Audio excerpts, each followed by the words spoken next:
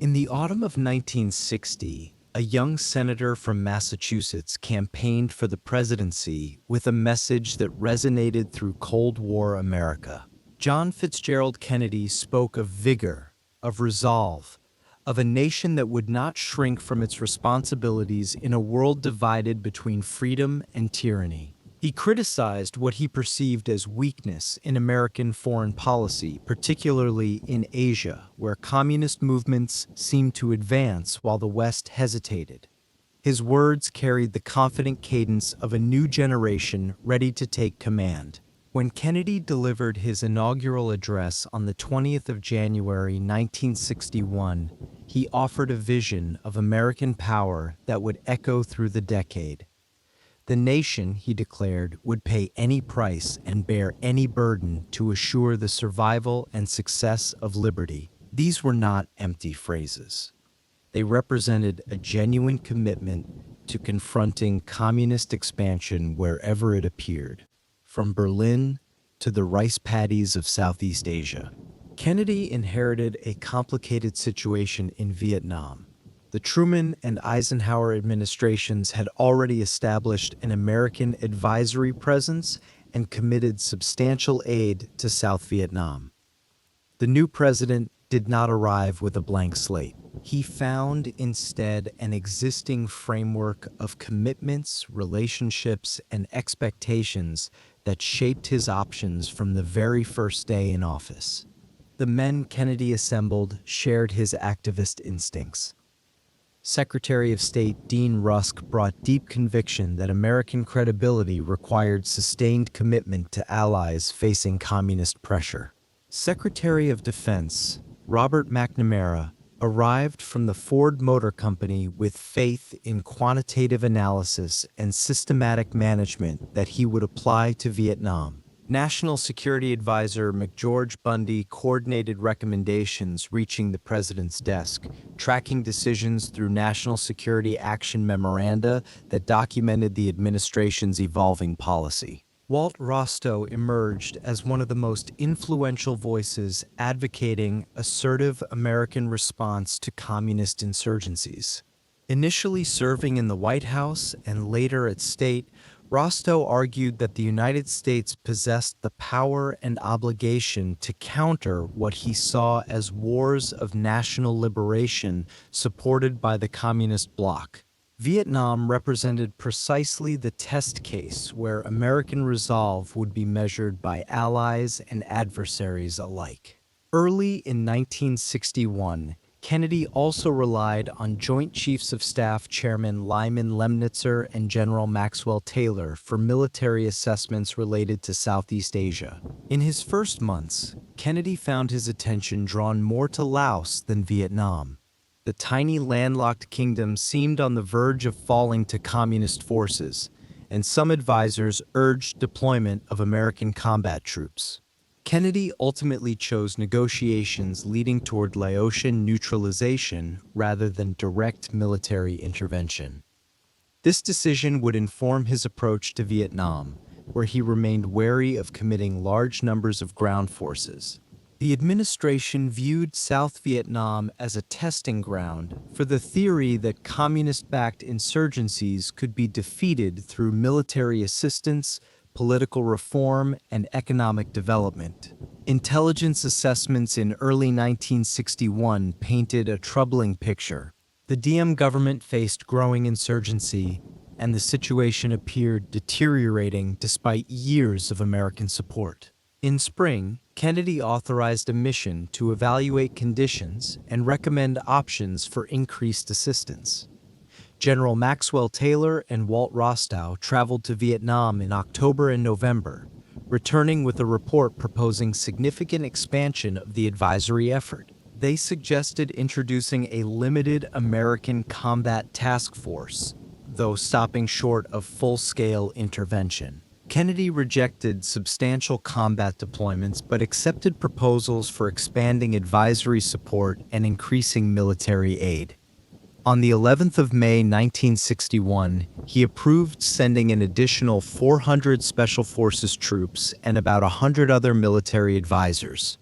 Throughout that year, Kennedy authorized increases in helicopters, armored personnel carriers, and other equipment for South Vietnamese forces.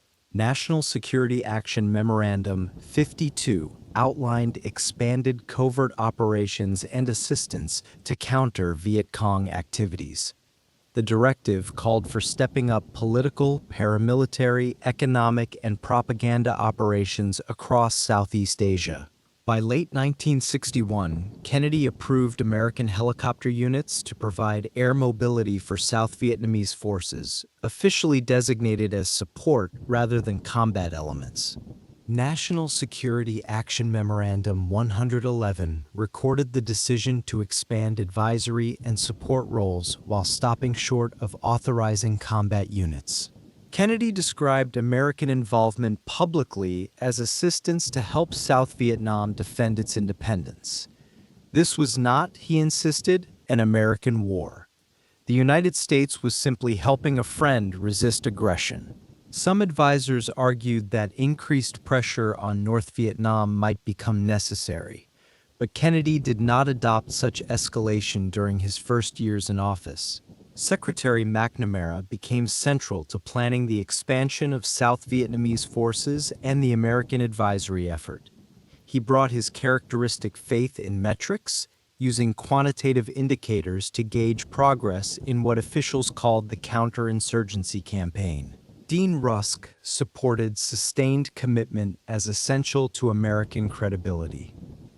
The strategic Hamlet program emerged as a centerpiece designed to separate rural populations from insurgents through fortified villages. Kennedy approved its development, and by 1962, American advisors were deeply involved in planning and evaluation.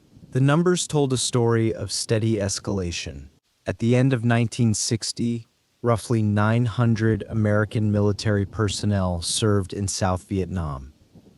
By the end of 1961, that figure had risen to approximately 3,200. A year later, the number climbed to between 11,000 and 12,000. Kennedy never sought a formal declaration of war or new treaty commitment. American involvement remained framed as advisory assistance under existing obligations. By early 1963, Kennedy received conflicting assessments. Some reports claimed progress, while others highlighted persistent weaknesses in South Vietnamese forces and growing problems with Diem's government. The January battle at EP Bac, though a small engagement, prompted internal discussions about South Vietnamese reliability. Kennedy privately criticized press coverage but acknowledged concerns about performance. The Buddhist crisis erupting in May 1963 began altering American assessments of Diem's political viability. As protests spread and repression intensified, State Department and embassy cables increasingly questioned whether Diem could effectively lead the war effort. By August, debates intensified over whether the United States should support efforts by South Vietnamese generals to remove him. A controversial cable on the 24th of August instructed Ambassador Henry Cabot Lodge to explore support for a possible military coup if Diem did not remove his brother NUU. Kennedy later expressed concern that this cable had been cleared during his absence in ways that did not fully reflect his cautious approach to regime change. The momentum toward new policy had begun. In September, Kennedy sent McNamara and Taylor back to Vietnam. Their report concluded that military progress allowed planning for withdrawal of advisors, but serious political problems persisted.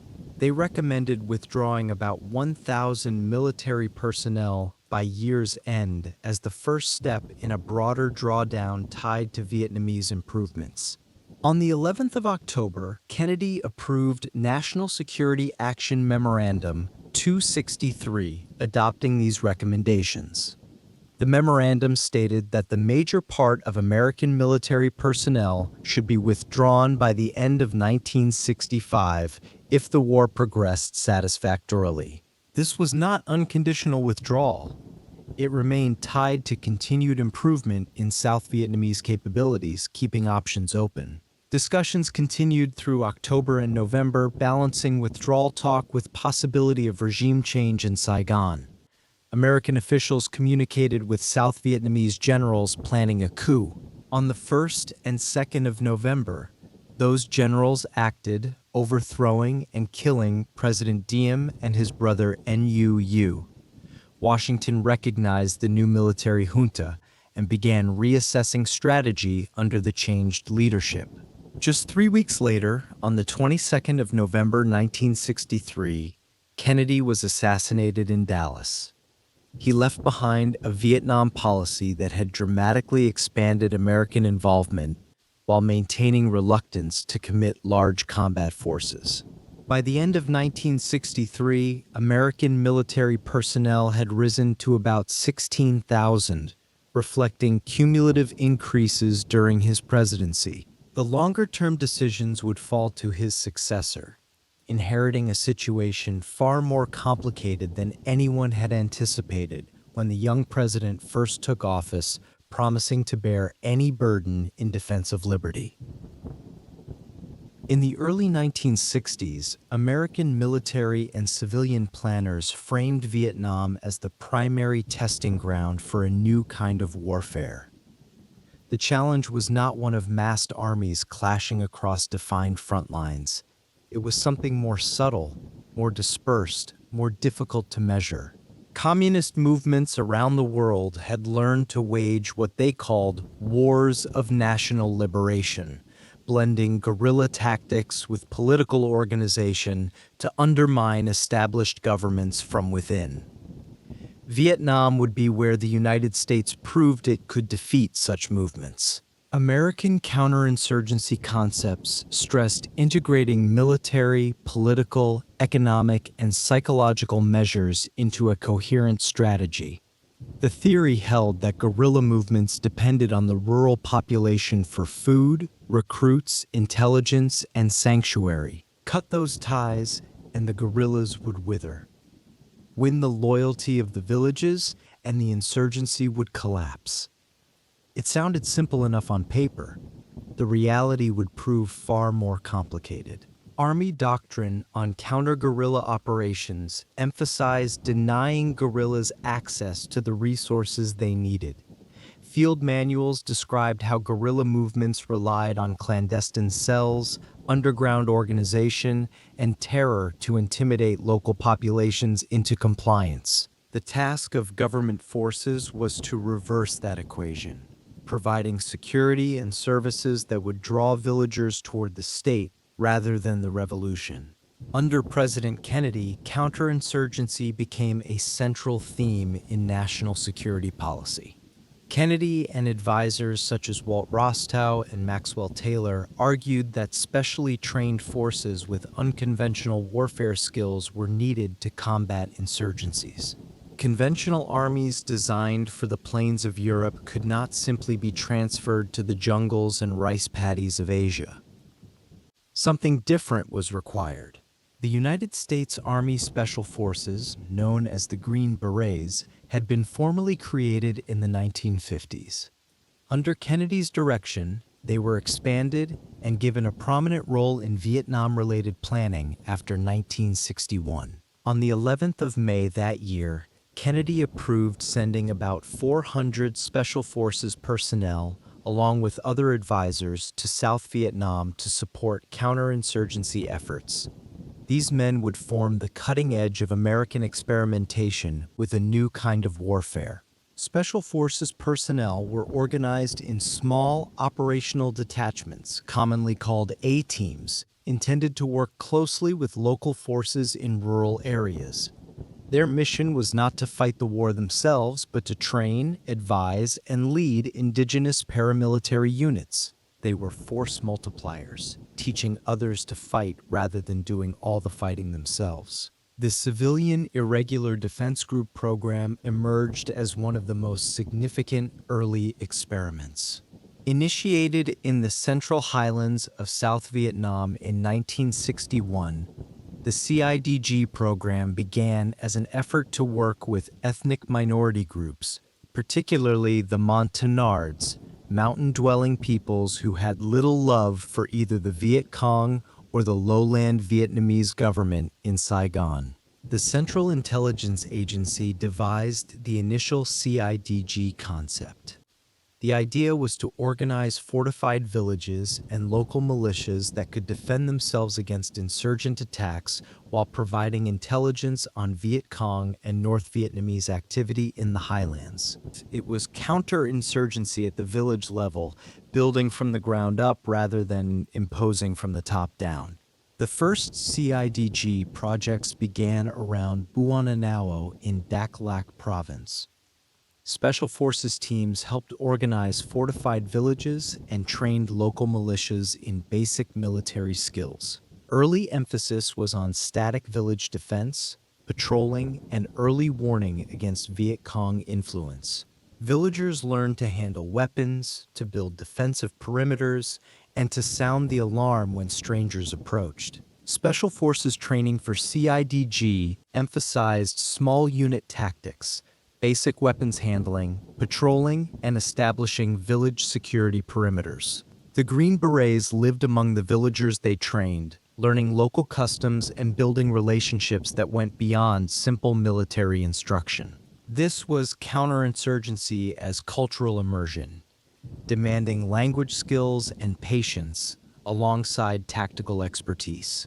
By 1963, American military leadership considered the CIDG concept useful but sought more direct control over its paramilitary potential. Operation Switchback, implemented that year, transferred responsibility for the CIDG program from the CIA to the Military Assistance Command, Vietnam.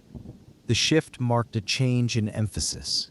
Under MACV, the CIDG program evolved from primarily defensive village security toward more offensive operations and border surveillance.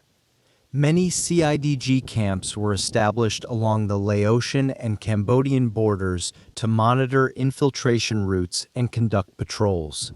Strike forces and their Special Forces advisors began conducting ambushes and raids against suspected Viet Cong and North Vietnamese units. The strategic Hamlet program represented another major counterinsurgency initiative.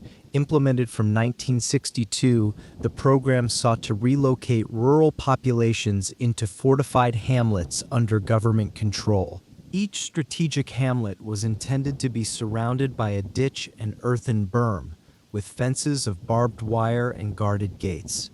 Plans called for watchtowers, defensive bunkers, and cleared fields of fire to impede Viet Cong infiltration. The strategic hamlet concept drew on counterinsurgency ideas developed from the British experience in Malaya. Sir Robert Thompson, a British advisor who had helped defeat the Malayan insurgency, influenced the program's design. The idea was to isolate insurgents from the population by creating secure zones where the government could provide services and protection. Hamlet residents were to form local self-defense forces armed with small arms and trained for basic security tasks. The program combined physical security measures with provision of social services such as schools, health posts, and agricultural support. The American advisor Roger Hilsman advocated that each hamlet be protected by a local defense group equipped and trained for basic security. Operation Sunrise, launched in March 1962 in Binh Duong Province, was one of the first major applications of the strategic hamlet concept. The approach reflected counterinsurgency doctrine, combining security operations with administrative and development measures. Strategic hamlets appeared in MACV documents as the foundation for broader pacification goals. Army doctrinal texts stressed that counterinsurgency required close cooperation with host nation forces and building their capacity rather than replacing them. Special Forces training in the United States before deployment included foreign internal defense, psychological operations, and unconventional warfare skills.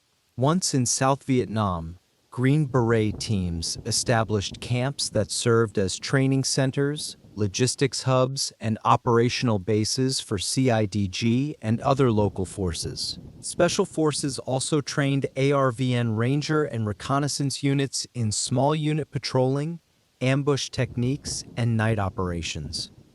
MACV and the American Embassy saw expansion of Rangers as a way to develop indigenous units specialized in counter-guerrilla warfare.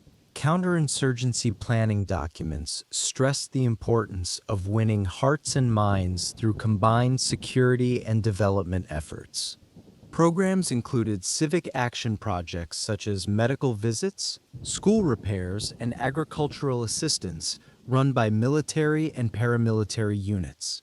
Combined operations with ARVN units working alongside CIDG or local self-defense forces represented practical application of counterinsurgency doctrine. The goal was always to make the Vietnamese fight their own war more effectively. Counterinsurgency manuals articulated metrics for assessing pacification, including Hamlets secured, population under government control, and reported enemy incidents. MACV staff created statistical reporting systems to quantify progress at the village level. The Hamlet evaluation system would later attempt to rate security conditions across thousands of hamlets. Special Forces documentation emphasized building rapport with local populations, learning local languages, and respecting cultural practices to enhance cooperation. ARVN training centers were established in South Vietnam, where American advisors taught counterinsurgency tactics to South Vietnamese officers and enlisted men. The approach also influenced air operations, leading to use of helicopters for rapid insertion, resupply, and medical evacuation. Kennedy's administration publicly highlighted Special Forces and counterinsurgency as innovative tools to counter communist subversion without large conventional deployments. Pentagon statements often cited growth of ARVN, Ranger units, CIDG formations, and strategic hamlets as indicators of progress. After Kennedy's death in November 1963, President Johnson's administration maintained and expanded the programs already in place. In 1964, American documents continued to characterize Vietnam primarily as a counterinsurgency problem, even as discussions of possible escalation intensified. The period from 1961 through 1964 saw the institutionalization of counterinsurgency doctrine in Vietnam policy, with Special Forces, CIDG, and strategic hamlets as central instruments in a war that was becoming steadily larger and more complicated.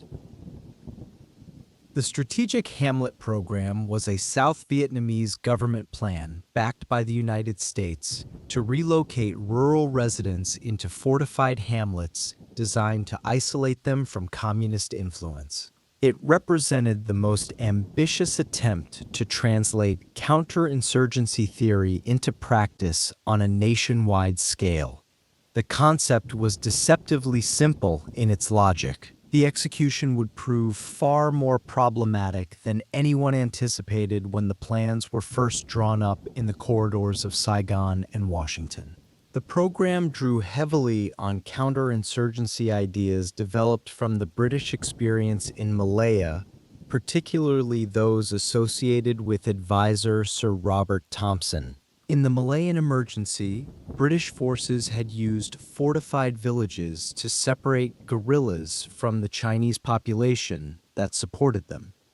The strategy had worked there, helping to defeat the communist insurgency over the course of a decade. Whether it could be transferred to the very different conditions of Vietnam remained to be seen. Roger Hilsman, director of the State Department's Bureau of Intelligence and Research, became a key American advocate of the strategic Hamlet approach in 1961 and 62. Hilsman met Thompson in Saigon in late 1961 and discussed adapting Malayan concepts to the Vietnamese situation. The conversations produced ideas that would reshape American strategy for the war. On the 2nd of February 1962, Hilsman issued a policy paper titled A Strategic Concept for South Vietnam, outlining a nationwide strategic Hamlet program. President Kennedy read and endorsed the paper as a basis for American support. In Saigon, Ngo Dinh Nhu, President Diem's brother and chief political advisor, became the principal South Vietnamese architect and manager of the program.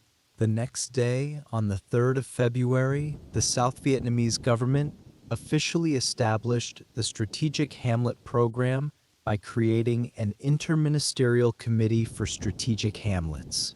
The committee coordinated multiple ministries including Interior, Defense, and Information in planning and implementation. Yu appointed Colonel Pham Ngoc Thao to supervise field implementation under his direction. The machinery of government was being mobilized for an enormous social engineering project. The program's stages reflected counterinsurgency doctrine, combining security operations with administrative and development measures. First, clear an area of insurgent activity. Then, hold it through fortified hamlets and local defense forces. Finally, win the population's loyalty through services and administration. The phrase clear, hold, win became a mantra for the effort, repeated in countless briefings and reports that flowed between Saigon and Washington. Each strategic hamlet was intended to be surrounded by a ditch and earthen berm, with fences of barbed wire and guarded gates to control movement. Plans called for watchtowers, defensive bunkers, and cleared fields of fire to impede Viet Cong infiltration. Hamlet residents were to form local self-defense forces armed with small arms and trained for basic security tasks. The physical transformation of the countryside would be matched by a transformation of social organization. The design combined physical security measures with provision of social services such as schools, health posts, and agricultural support. South Vietnamese and American supporters described the program as a way to win hearts and minds by bringing administration and development to rural areas that had long been neglected by Saigon. The government would finally have a meaningful presence in the villages where most Vietnamese lived. Criteria for selecting hamlet sites included population density, existing government presence, perceived level of Viet Cong activity, and terrain suitability. Some strategic hamlets were built around existing villages, while others involved moving people to entirely new sites designated by district and provincial officials. The scale of ambition was remarkable, nothing less than the reorganization of rural Vietnam. Plans envisioned creating enough strategic hamlets to cover essentially the entire rural population, estimated at over 11,000 to 12,000 hamlets.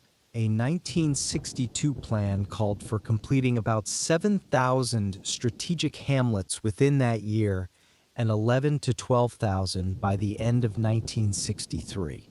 Operation Sunrise, launched in March 1962 in Binh Duong Province, was one of the first major applications of the concept. The program was rolled out rapidly across multiple regions, including the Mekong Delta, the coastal lowlands, and parts of the Central Highlands. By September 1962, Pentagon Papers data indicated that about 4.3 million people were reported housed in 3,200 completed strategic hamlets, with over 2,000 more under construction. Another calculation noted that by the end of 1962, these hamlets housed around 34% of South Vietnam's population.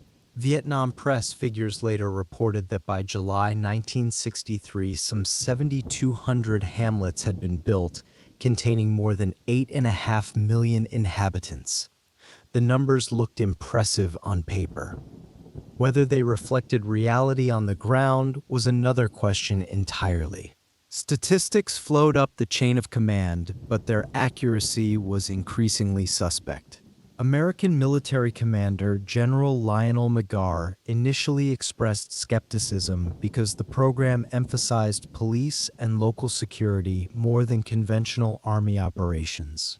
There were disputes over priorities, with American officials preferring to target areas of greatest communist influence, while some South Vietnamese plans focused first on more accessible and populated areas. After compromises, the program launched with both American and South Vietnamese participation. Funding for construction and materials such as sheet metal and barbed wire came largely from American economic and military aid.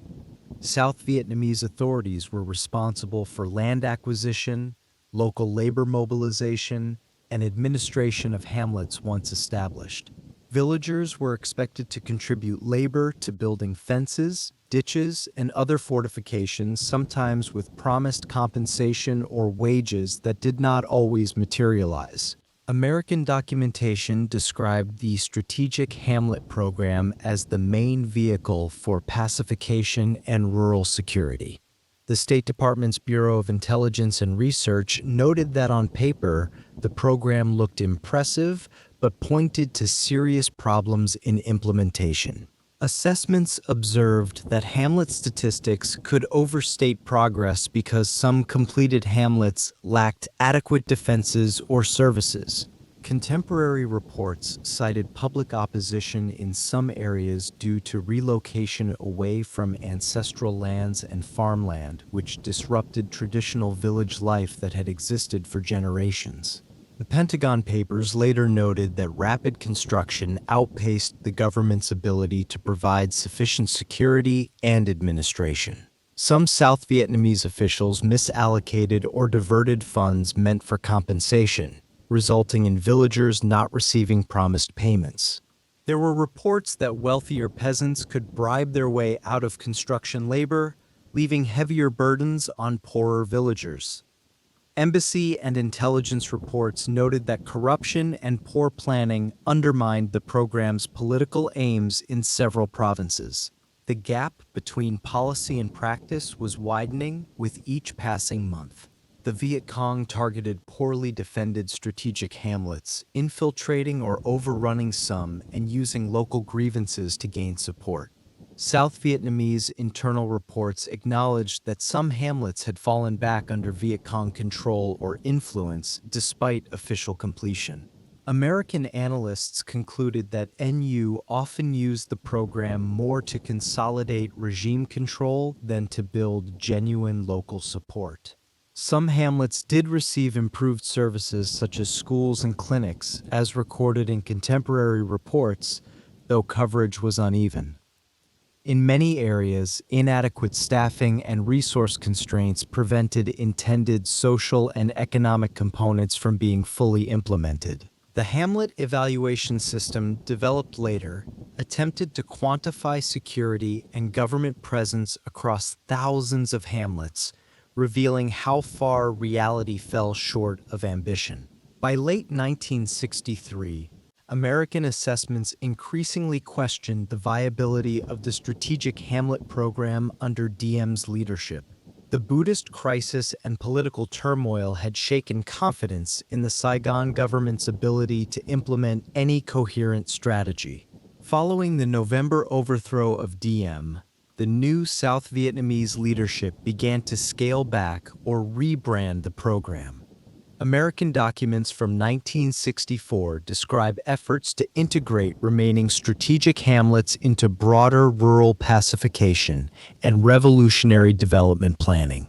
Contemporary American analyses in the mid-1960s generally treated the Strategic Hamlet program as an ambitious but flawed attempt to translate counterinsurgency theory into practice. The program's rapid expansion, administrative burdens, security gaps, and local opposition were identified as key factors limiting its effectiveness. What had begun as a comprehensive strategy for winning the countryside had revealed the enormous difficulty of implementing counterinsurgency on a national scale.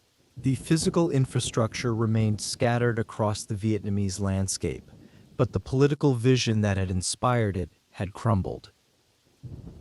In the early 1960s, the Army of the Republic of Vietnam commonly conducted battalion-sized sweeps into suspected Viet Cong areas, often supported by artillery and airstrikes.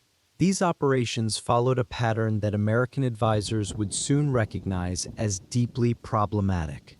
Daytime sweeps were followed by night withdrawal to bases, leaving areas vulnerable to renewed insurgent presence after dark.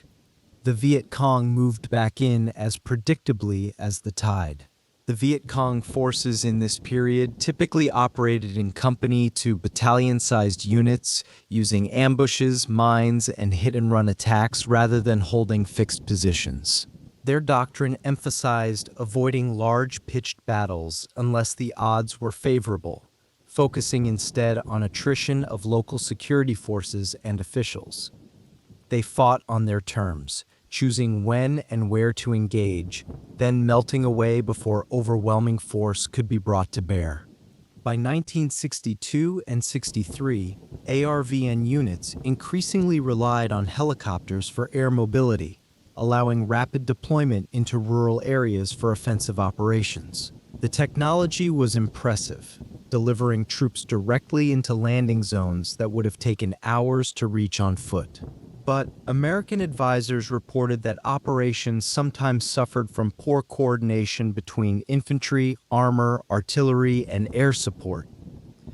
The pieces of the military machine did not always work together smoothly. On the 18th of September 1961, Viet Cong forces attacked Phuoc Vinh, just 55 miles from Saigon, highlighting their ability to strike provincial capitals and outposts even in areas supposedly under government control. This was not a force limited to the deep jungle. It could reach out and strike almost anywhere. Early ARVN operations frequently combined regular infantry with Civil Guard and Self-Defense Corps units to hold cleared areas. The theory was sound, but the practice often fell short.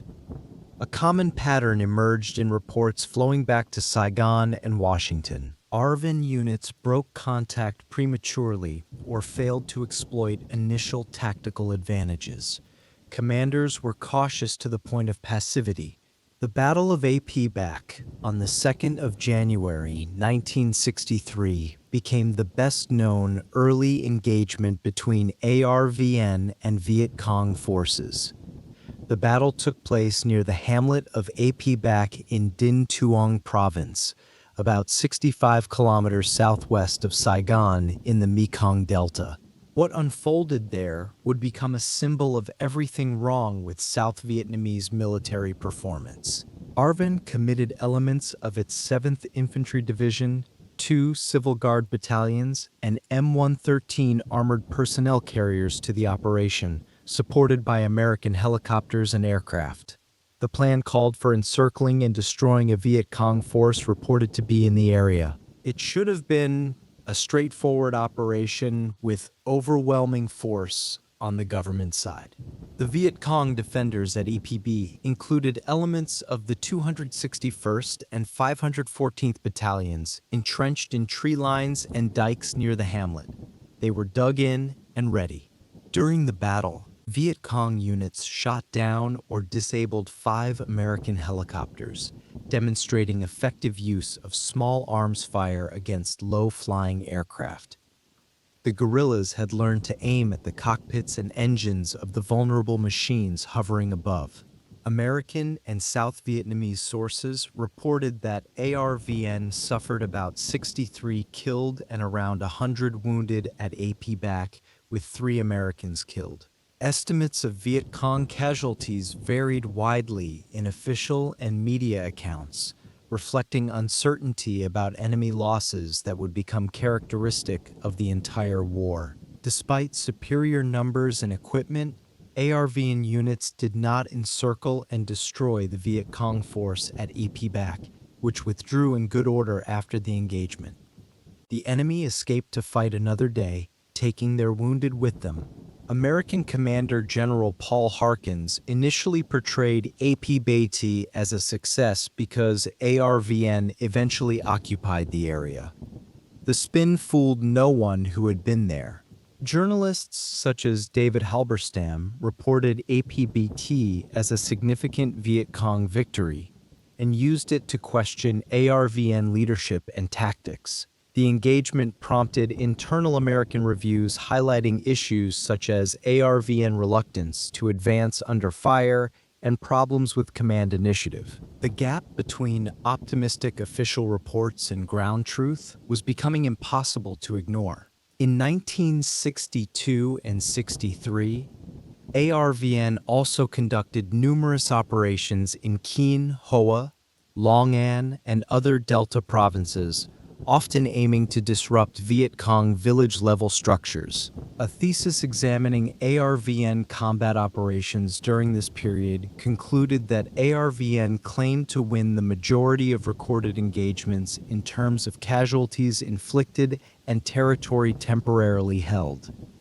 But the Viet Cong kept coming back. Viet Cong forces in the Delta frequently staged uprisings to overrun local government militia posts and briefly control villages before withdrawing.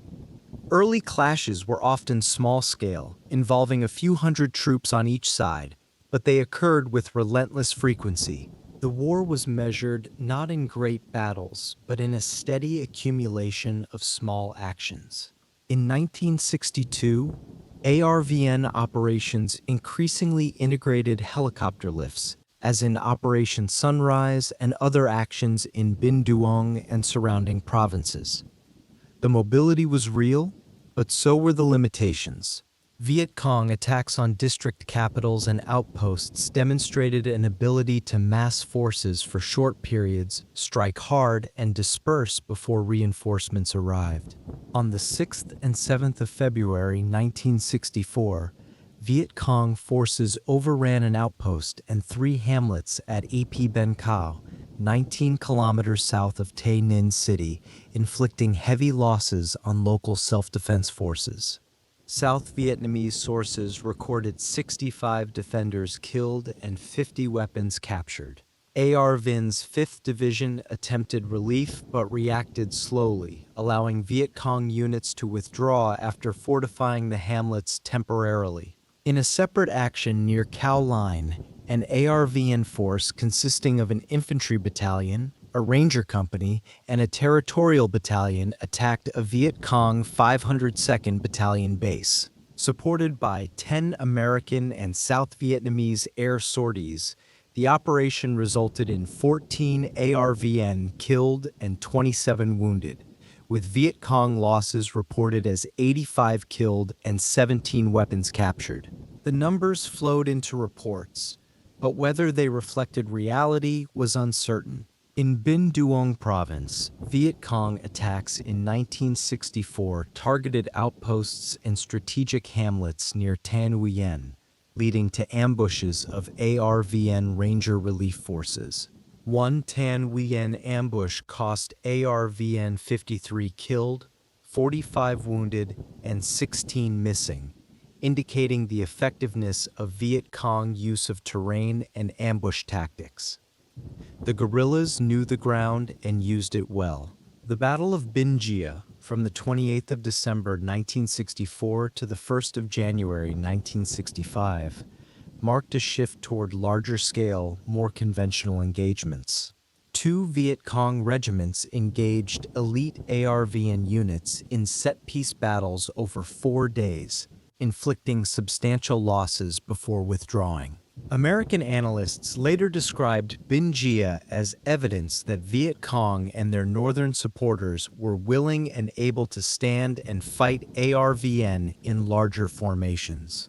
Throughout this period, Viet Cong units increasingly employed coordinated attacks combining mortars, recoilless rifles, and small arms against outposts and hamlets. ARVN command reports often emphasized body count ratios and weapons captured as primary measures of success, but American advisors sometimes noted that ARVN units broke contact prematurely. ARVN mechanized units using M113 armored personnel carriers had successes in some engagements but were vulnerable in restricted terrain and ambushes.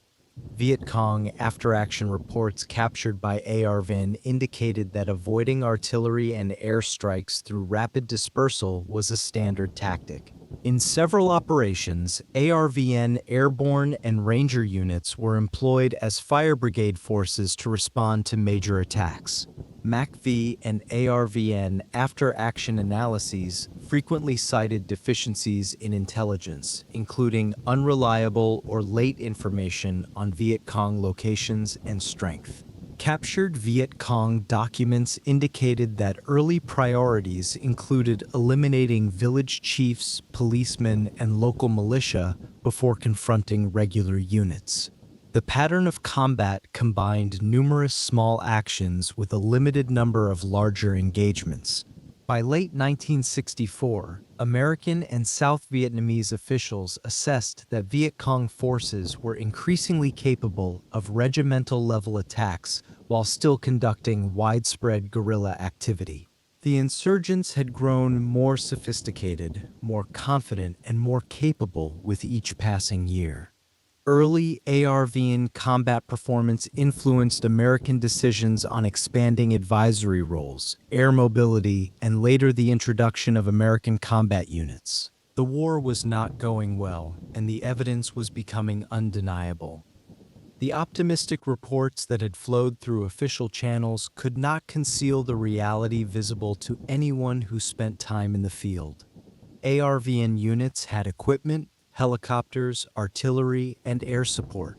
What they often lacked was the will to close with the enemy and fight decisively. The Viet Cong, operating with far less, demonstrated a commitment and tenacity that their better-equipped opponents could not match. Something fundamental would have to change if the war was to turn in a different direction. At the start of the 1960s, Nguyen Dinh Diem's government remained highly centralized around the presidency, with major decisions concentrated in his hands alone. This was not a system designed for delegation or collective leadership.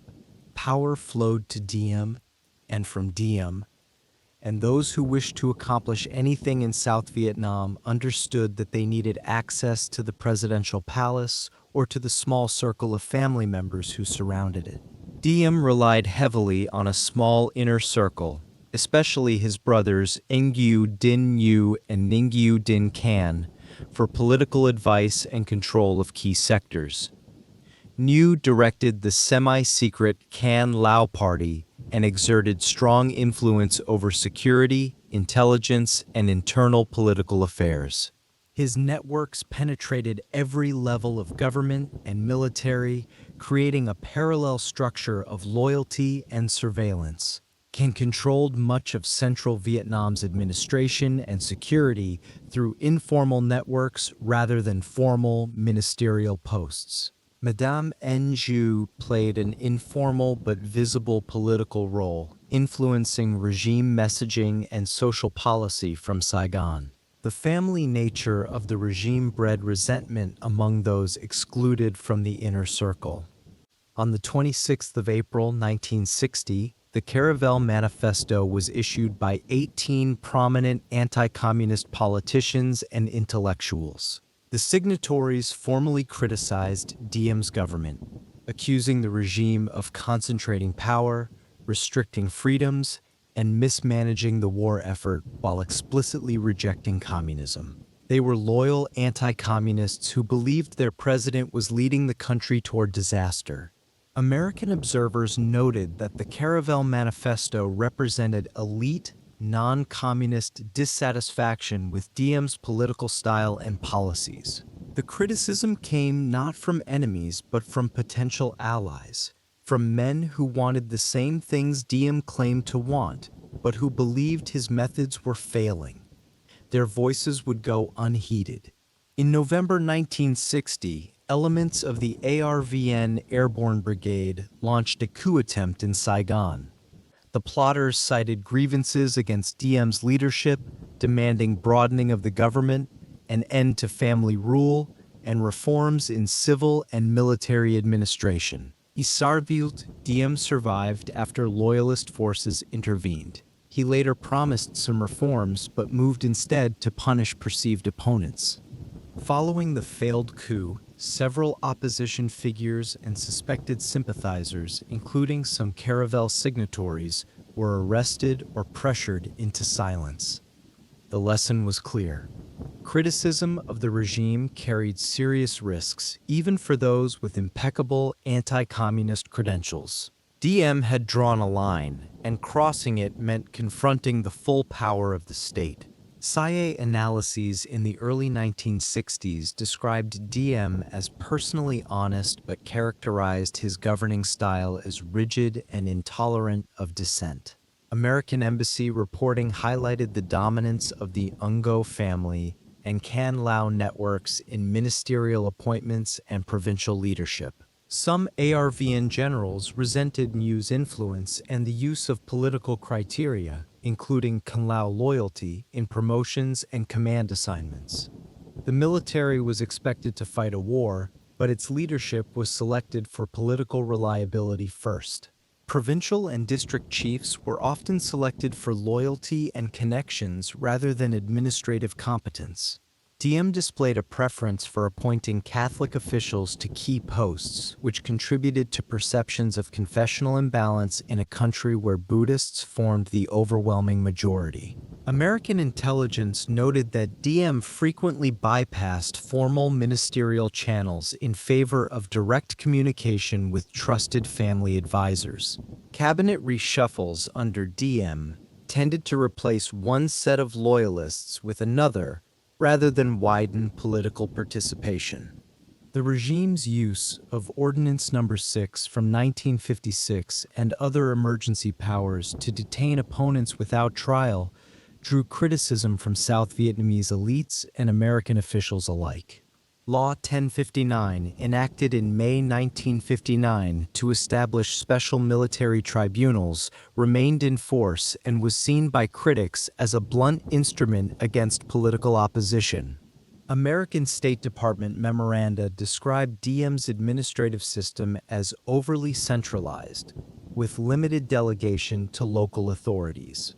Some South Vietnamese technocrats complained that policymaking was hampered by the Ngo family's suspicion of independent expertise. In 1961 and 62, American advisors urged administrative reforms, including decentralization and broader recruitment of competent civil servants. Implementation was limited. Diem listened politely and changed nothing. Diem and UNU launched the strategic Hamlet program, partly as a political instrument to extend central control into the countryside.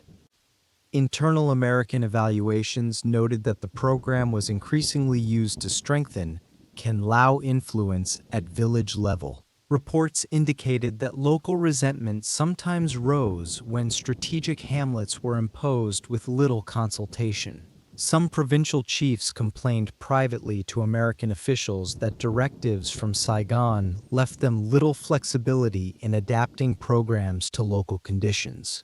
Diem's relationship with several senior ARVN officers, including Duong Van Minh and Tran Van Don, became increasingly strained by the early 1960s. Generals criticized perceived favoritism toward family-linked units, such as New Special Forces, and the use of these units for political security missions rather than combat operations. ARVN Special Forces under Colonel Le Quang Tung reported directly to INU and were often employed to monitor or counter political opponents in Saigon rather than to fight the Viet Cong. American officials documented concerns that NU's control of special forces diverted elite units away from frontline counterinsurgency duties. Some embassy cables in 1962 and 63 warned that Diem's distrust of his generals limited ARVN initiative and could undermine the war effort. The Buddhist crisis, beginning in May 1963 after the Hue Visac flag incident, exposed deep tensions between the regime and the Buddhist majority. Buddhist leaders protested restrictions on religious flags and alleged discrimination, organizing demonstrations that quickly spread from Hue to Saigon. Diem and OU initially attributed Buddhist protests to communist manipulation and foreign intrigue rather than acknowledging religious grievances. On the 16th of June, 1963, the Saigon government and Buddhist representatives signed a joint communiqué promising concessions, but implementation was slow and partial. American intelligence analysis in mid-63 concluded that mishandling of the Buddhist issue posed a greater threat to Diem's regime than the communist insurgency itself. On the night of the 21st of August, 1963, New ordered special forces and police to raid Buddhist pagodas nationwide, arresting thousands of monks and laypersons. The pagoda raids, carried out while Diem declared martial law, triggered widespread domestic and international condemnation. American officials in Washington interpreted the raids as evidence that Diem and OU were unwilling or unable to pursue conciliatory policies. American media coverage of the Buddhist crisis, including images of monk self-immolations, influenced public and official perceptions of Diem's government. President Kennedy's administration sent multiple messages urging Diem to remove NU from power or reduce his influence. Diem refused, remaining loyal to his brother, even as that loyalty cost him American confidence. Internal American discussions portrayed Diem's refusal to sideline NU as a key factor in Washington's growing loss of confidence. By August 1963, assessments described Diem's government as increasingly isolated from important social groups including Buddhists, students, and urban professionals. Ambassador Frederick Nolting, an earlier defender of Diem, was replaced by Henry Cabot Lodge in mid-63 amid policy reassessment. Lodge's reporting highlighted the depth of opposition to Diem among ARVN generals and urban elites. Some State Department and CIA documents characterized the NGO family's rule as nepotistic and politically inflexible.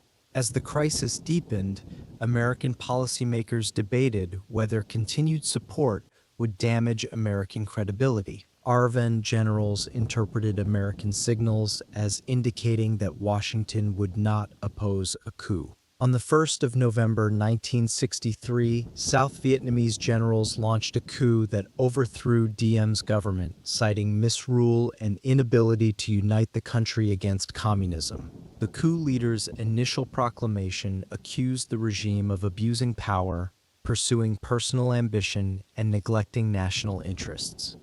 Diem and Oshu fled the presidential palace but were captured the following day.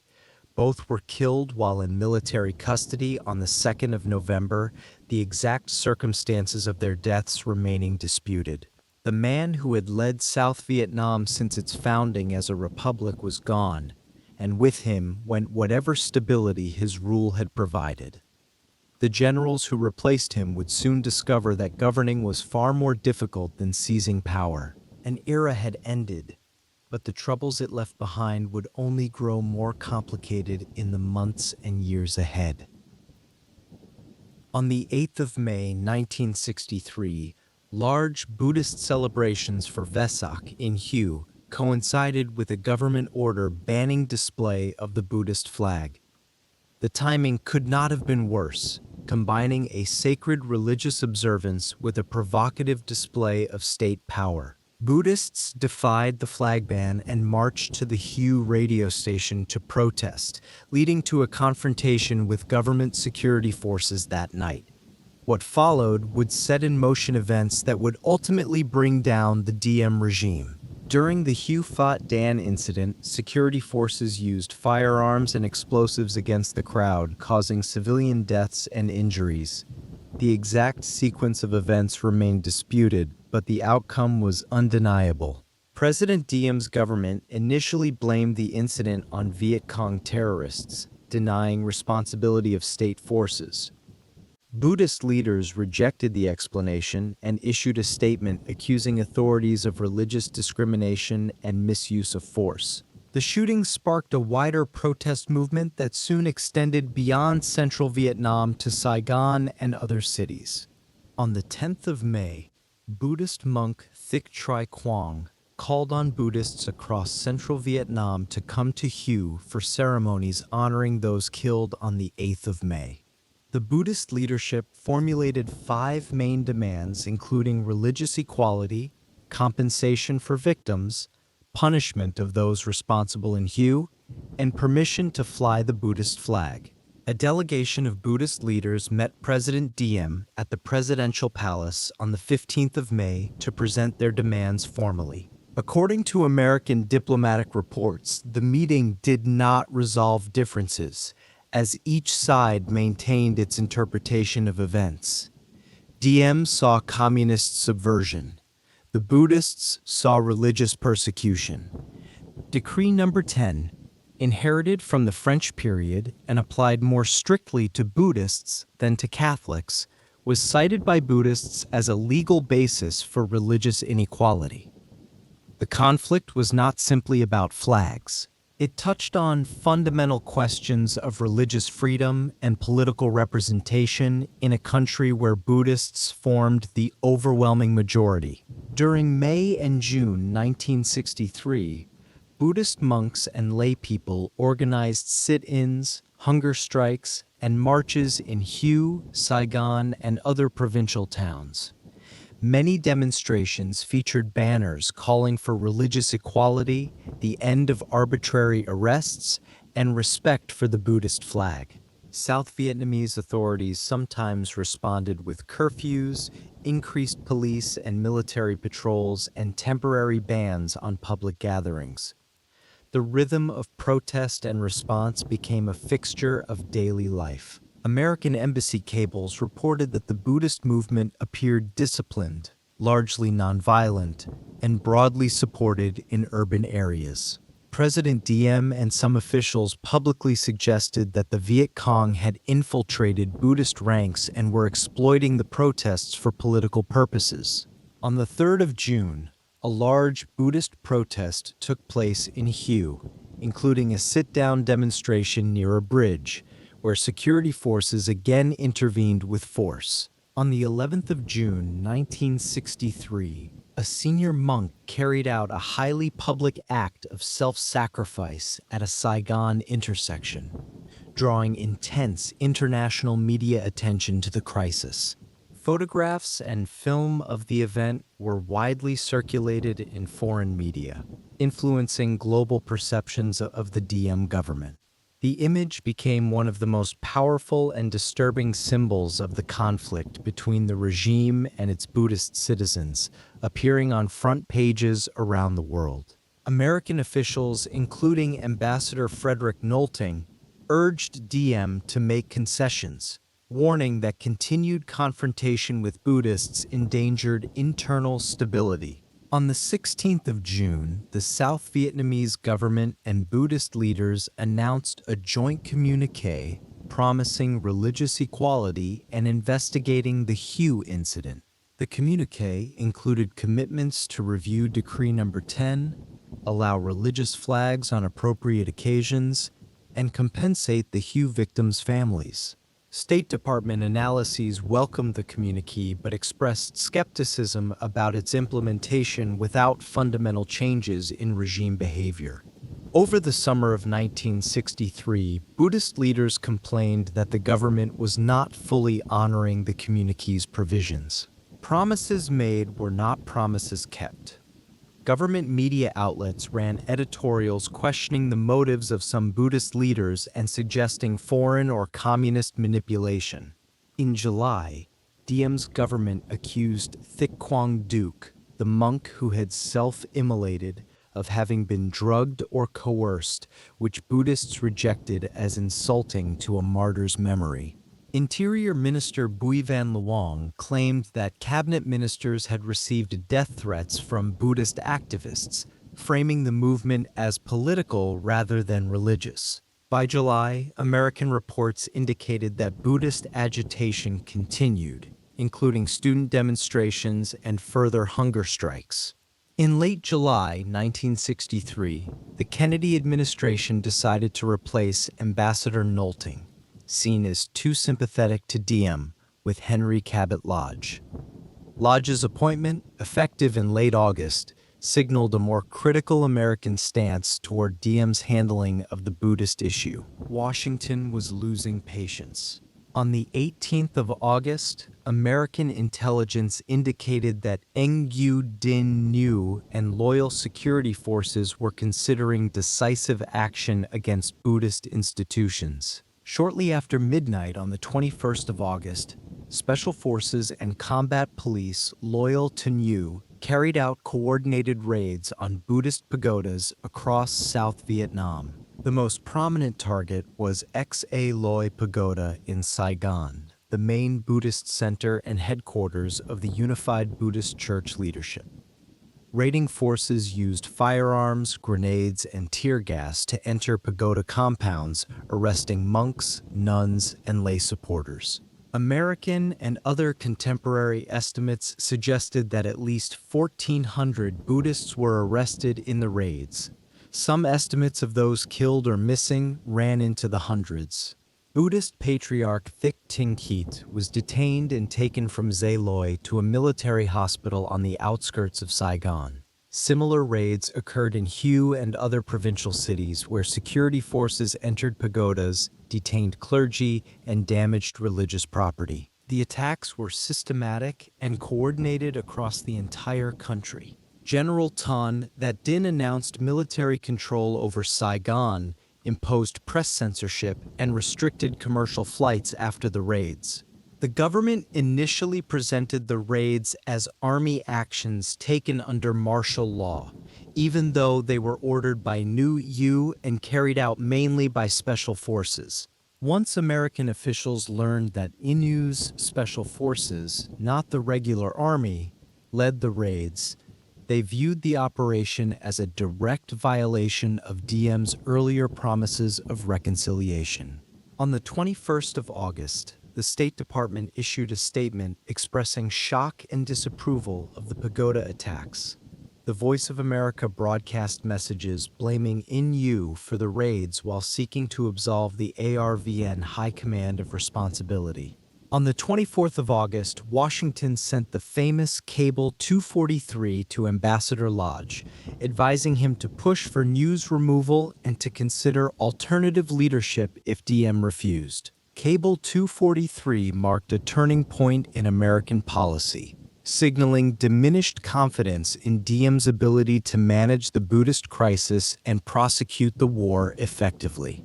After the pagoda raids, Buddhist protests largely ceased because many leaders were in custody or in hiding. Student demonstrations and strikes expressing solidarity with Buddhists continued intermittently in Saigon and Hue. The regime intensified surveillance and arrests of lay Buddhist activists, students, and intellectuals suspected of supporting the protest movement. Internationally, the crisis damaged South Vietnam's image, prompting critical statements from foreign governments and religious organizations. Western press coverage in mid to late 1963 frequently portrayed the Diem regime as repressive toward the Buddhist majority, undermining American public support for the ally Washington was trying to defend. American intelligence briefings to President Kennedy described the Buddhist crisis as a central factor in political instability. Within South Vietnam, some ARVN officers cited the government's handling of the issue as a reason for considering military intervention in politics. Buddhist organizations continued to call for religious equality and political reforms in their statements, even as many leaders operated under severe restrictions or in hiding. The crisis had become inseparable from the question of whether the Diem regime could survive. What had begun as a dispute over flags had evolved into a fundamental challenge to the legitimacy of the government. The Buddhist movement had demonstrated that significant portions of South Vietnamese society were alienated from their own leaders, willing to risk arrest and, worse, to demand change. The generals watching these events unfold understood that the regime was weaker than it appeared, and that its American backers were beginning to look for alternatives. The crisis formally overlapped with the period leading up to the November coup, after which the Ngo family regime was replaced by a military junta. The Buddhists had not achieved all their goals, but they had helped bring down a government that seemed immovable just months before. By the middle of 1963, a quiet conversation had begun among certain generals of the Army of the Republic of Vietnam. Men like Duong Văn Minh and Tran Van Don spoke in guarded tones about the possibility of overthrowing President Ngo Dinh. The Buddhist crisis had exposed fractures that could no longer be ignored, and these officers sensed that the moment for action might soon arrive. General Duong Văn Minh, known widely as Big Min, emerged as the principal figure around whom the conspirators gathered. He was respected within the military, and his stature gave the plotting a center of gravity it might otherwise have lacked.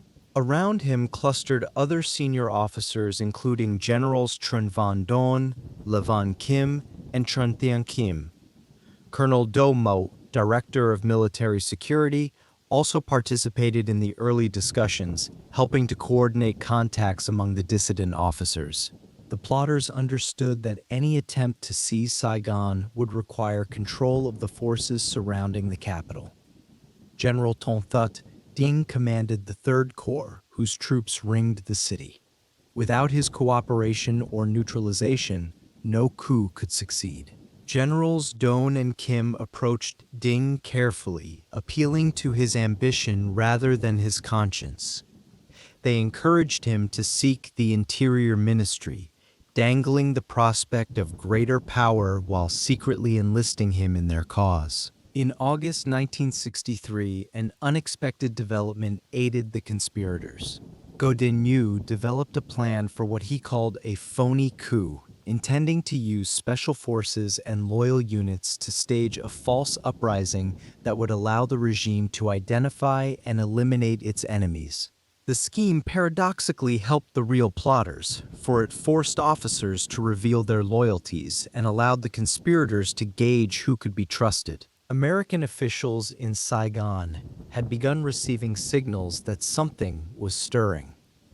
Embassy reporting from July and August indicated that several South Vietnamese generals were exploring how Washington might react to a change in leadership. The question hovering over every conversation was whether the United States would support or oppose a move against Diem. The answer came on August 24th, 1963.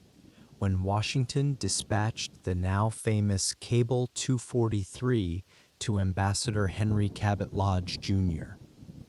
The cable instructed Lodge that American support could not continue if Diem failed to remove Ngo and resolve the political crisis that had paralyzed his government. More significantly, it authorized Lodge to inform selected generals that the United States would support a change of leadership under certain conditions, while carefully avoiding direct operational involvement in any coup. The Central Intelligence Agency officer Lucien Canine became the principal American liaison with the plotting generals. Through the late summer and into the fall, Canine met with Min, Don, and others, conveying American attitudes without committing American hands to the enterprise. By October, intelligence and embassy reports indicated that the generals had developed detailed plans involving several ARVN divisions and key units stationed in and around Saigon. By late October, Min, Don, Kim, and Kim had reached an internal agreement on roles and responsibilities for the planned coup. The The final plan called for seizing the Joint General Staff headquarters, cutting communications throughout the capital, neutralizing the special forces loyal to NUEU, and surrounding the presidential palace. The conspirators had identified which units they could count upon and which would need to be isolated or overcome. On the morning of November 1st, 1963, the plotters convened many senior officers at Joint General Staff headquarters near Ten Son Yurt Airport. The pretext was a routine luncheon meeting. At approximately 1:45 in the afternoon, General Tren von Dohn informed the assembled officers that a coup was underway. He asked each man to declare his position. Loyalist officers present at the meeting were quickly disarmed and placed under guard by troops controlled by the conspirators. With the headquarters secured, General Min recorded a coup proclamation and obtained taped statements from senior generals declaring their support for the overthrow. Around mid-afternoon, coup forces under Min, Dohn, and Diem moved troops and armored vehicles into Saigon, seizing key intersections and government facilities. At approximately 4:30, the generals broadcast their proclamation over national radio, repeating it at 5-minute intervals. The radio message called upon Diem and Nu to relinquish power, claiming that the army was acting to save the nation and restore unity. Units loyal to the coup included elements of the 5th and 7th Divisions, Marine units, and some Air Force personnel. Opposing them were the Presidential Guard and parts of the Special Forces still under Colonel Lê Quang Tung's command. Early in the coup, Colonel Tung was summoned to Joint General Staff headquarters and arrested. His detention neutralized the Special Forces as an effective counter-coup force in the capital. Diem initially reacted by telephoning loyal commanders and issuing counterorders, including a proclamation urging the army to obey only his directives. That evening, Diem spoke by telephone with Ambassador Lodge. The ambassador took a neutral stance and did not offer direct American support for Diem's efforts to resist. As fighting spread through the city, coup forces used artillery, mortars, and armored vehicles to attack positions held by the Presidential Guard around Jialong Palace. By late evening, coup forces had taken control of most of Saigon's radio stations, communication centers, and key road junctions. During the night, hundreds of artillery and mortar rounds were fired at the palace and its associated guard barracks. Around dawn on November 2nd, resistance at Jialong Palace weakened under sustained attack by forces commanded by General Nguyen Van Til's 5th Division and associated units. Before the palace fell, Diem and Nu slipped away through a side exit. They made their way to a safe house in Chalon, connected to Catholic supporters, hoping perhaps to rally loyalist forces or negotiate their escape. During the morning of November 2nd, Diem telephoned General Min from his hiding place to offer unconditional surrender. He asked for safe conduct out of the country. Min agreed to arrange a meeting and sent an armored personnel carrier to collect the brothers. Both were taken into custody. Diem and Nu were killed while in military custody on November 2nd, 1963. The exact circumstances of their deaths remained disputed in various accounts, but the outcome was beyond question. By midday on November 2nd, coup forces had complete control of Saigon. Organized resistance by loyalist units had effectively ended. Casualty reports indicated relatively limited military losses, with most deaths occurring among the Presidential Guard and some civilians caught in the combat zones. Following the coup's success, a military revolutionary council composed of senior generals assumed power in Saigon. General Duong Van Min became chairman and head of state, with Generals Ton Thuc Ding and Tren Van Dohn serving as deputy chairman. The council included 9 other senior generals, among them Le Van Kim, Tran Thien Kim, Nguyen Khanh, Nguyen Van Thieu, and Pham Xuan Chio. The new junta moved quickly to establish its authority. The 1956 Constitution was suspended and the National Assembly dissolved. The generals ruled by decree while promising eventual constitutional reform. A provisional civilian government structure was announced, with Nguyen Ngoc Tho named as prime minister under the oversight of the military council. The United States government moved rapidly to recognize the new leadership. Official statements welcomed the change and expressed hope for more effective prosecution of the war. President Kennedy was informed of the coup's progress through continuous intelligence updates. Internal American documents and later studies would indicate that Washington had variously authorized, sanctioned, and encouraged the coup efforts beginning in August, while carefully avoiding direct operational control. The Soviet Union and other communist states publicly denounced the coup as American-backed intervention, while Western allies largely accepted the new regime. South Vietnamese Buddhist leaders, many of whom had opposed Diem, cautiously welcomed his removal but remained concerned about military rule. Some ARVN officers who had stayed neutral or loyal to Diem were placed under house arrest or removed from command. Intelligence reporting after the coup noted early rivalries within the Military Revolutionary Council and raised questions about its long-term cohesion. These concerns would prove prescient.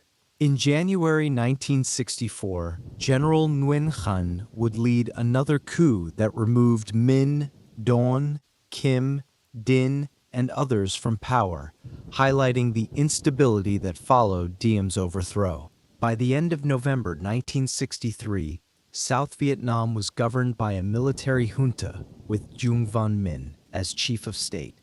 American advisors began reassessing strategy under the new leadership, uncertain whether the change would bring the stability and effectiveness Washington had hoped for, or whether it had merely opened a new chapter of uncertainty in an already troubled war.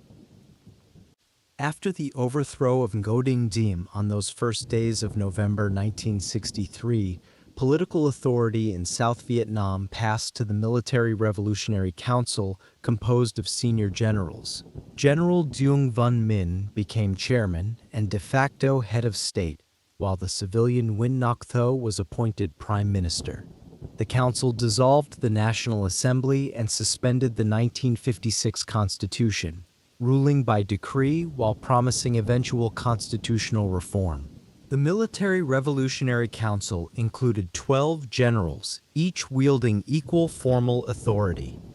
This arrangement, while perhaps intended to prevent any single officer from dominating complicated, coherent decision-making from the start, Generals Truong Van Don, Le Van Kim, Ton Tet Ding, Chun Thien Him, Nguyen Van Thieu, and others held key positions in both the council and the new government structure.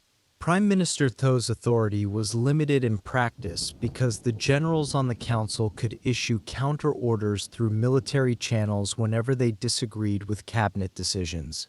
The civilian government existed largely at the pleasure of the officers who had brought it into being.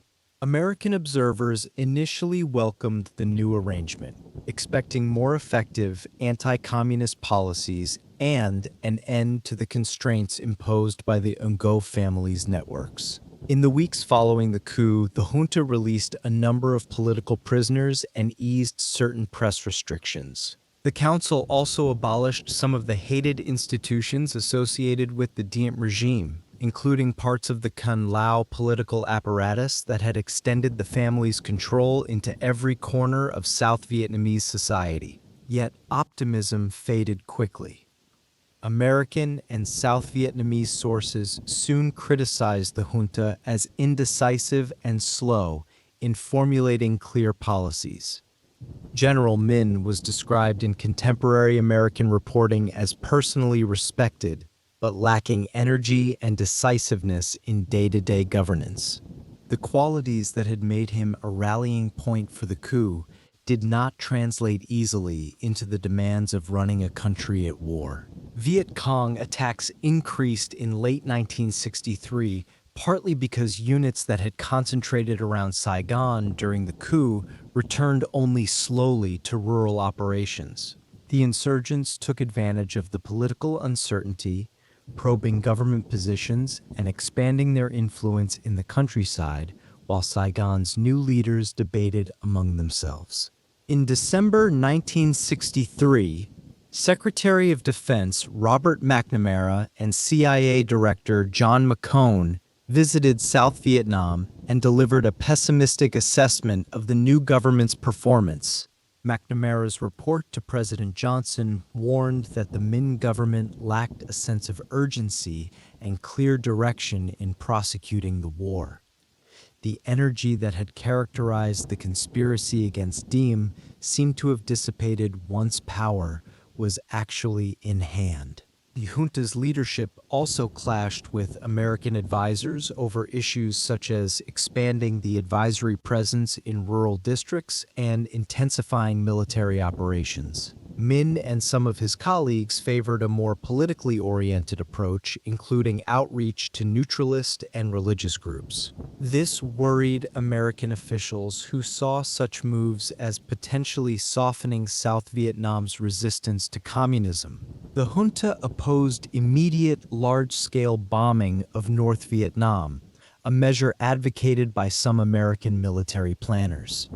The generals cited fears of escalation and the uncertain consequences of widening the war. American officials in Washington increasingly viewed the Minh government as drifting toward neutralist tendencies, which they equated with the risk of communist gains. Within the Military Revolutionary Council itself, divisions emerged between generals more aligned with Minh's cautious line and those favoring a more aggressive military posture. The consensus that had united the conspirators against Diem proved far more difficult to maintain when the task shifted from destruction to construction. General Nguyen Khanh, then commanding the 2nd Corps based in the Central Highlands, became increasingly dissatisfied with the Council's leadership. He maintained contacts with American officers and other generals in late 1963, discussing both military matters and potential political changes. Khanh was ambitious and restless, watching the drift that had settled over Saigon with a calculating eye. In the early hours of January 30th, 1964, General Khanh launched a surprise coup that deposed the Minh government without major fighting. His forces arrested key members of the Military Revolutionary Council, including Generals Minh, Don, Kim, and Din, and took control of radio stations, communication centers, and government offices throughout the capital. The speed and efficiency of the operation caught the junta off guard. Khanh allowed Minh to remain as a nominal chief of state for several months, while Khanh himself held real power as chairman of a new revolutionary military council and later as prime minister. He justified his coup by accusing the Minh government of neutralism and failing to prosecute the war with sufficient vigor. The United States quickly recognized Khan's government and expressed hope that it would provide stronger leadership against the Viet Cong. American intelligence estimates in early 1964 noted that the quick succession of coups risked undermining South Vietnamese public confidence in any government. Each change in leadership seemed to promise stability and deliver only further uncertainty. Under Khanh, South Vietnam continued to be governed by military decrees, with promises of eventual restoration of constitutional rule. Khanh established a new Armed Forces Council as the main decision-making body, but this council was itself divided into competing factions. Generals such as Tran Thien Kim, Nguyen Van Thu, and Lem Von Phat held significant command positions and were involved in recurring coup discussions.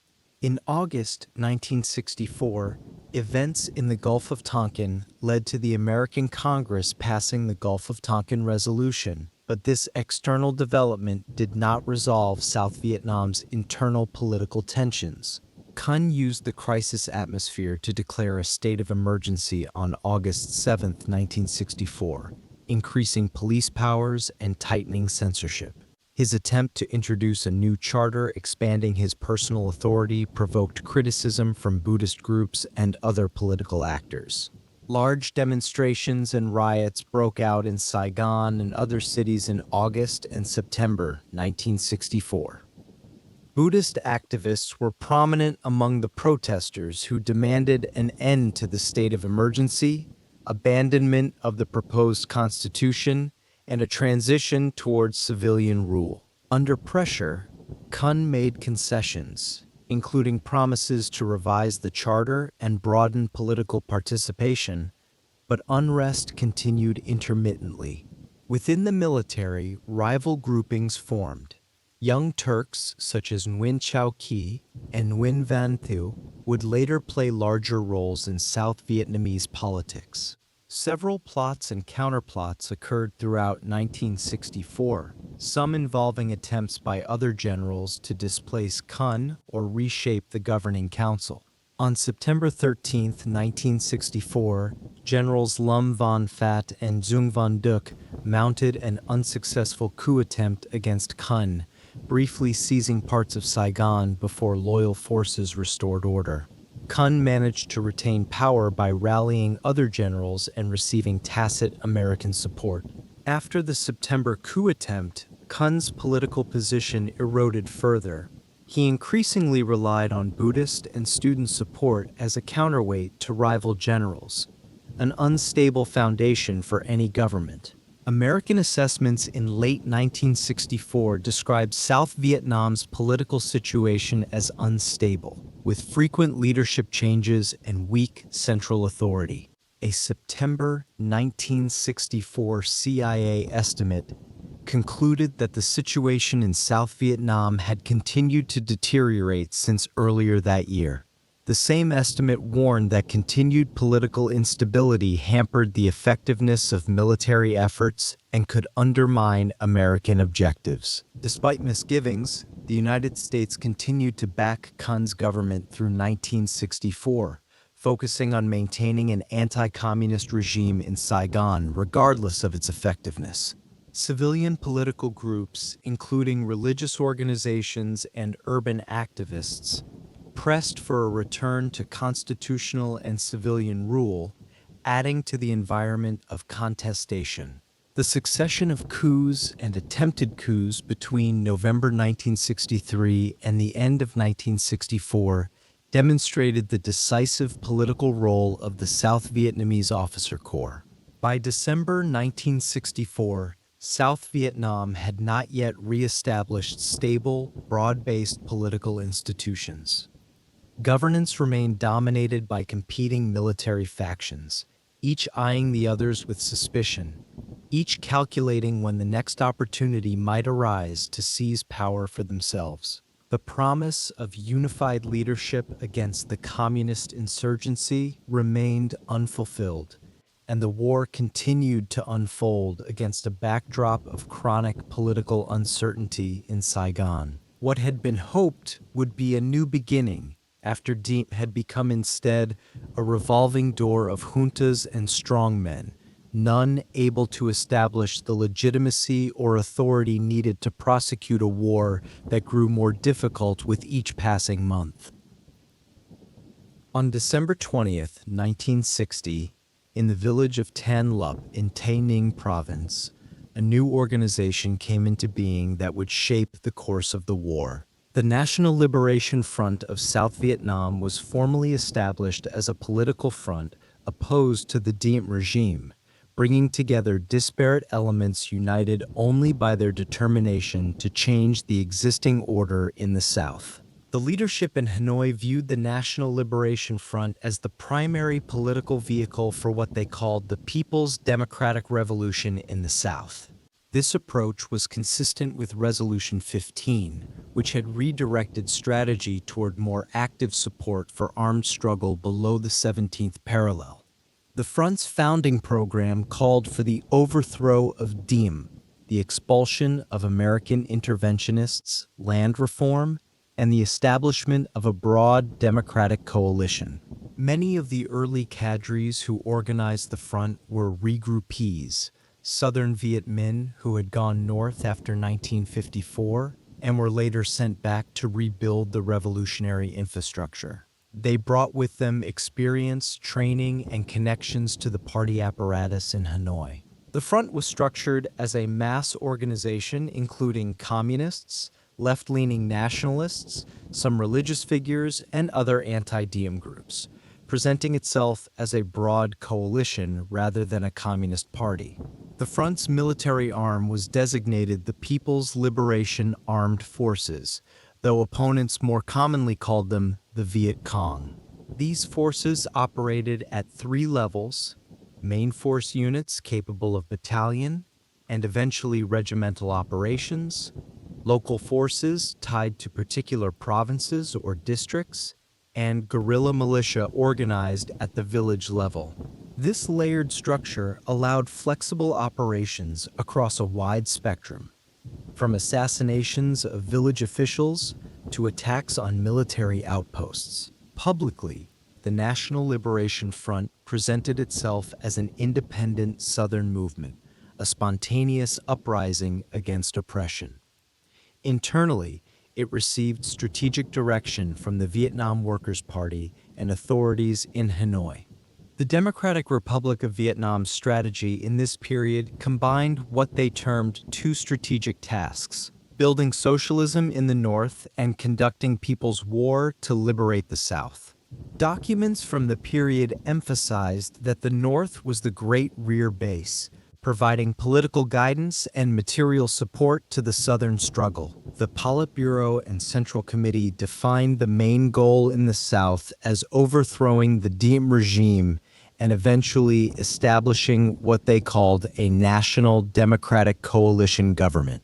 The front's five-level administrative structure mirrored practice in the North: central, regional, provincial, district, and village committees.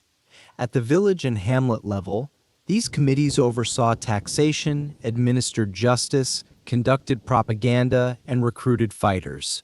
They created a parallel government in areas under insurgent influence, challenging Saigon's authority, not just militarily, but administratively. Military doctrine followed Maoist-influenced People's War, envisioning a progression through stages of organization, guerrilla warfare, and eventually more regular operations as strength grew and the enemy weakened.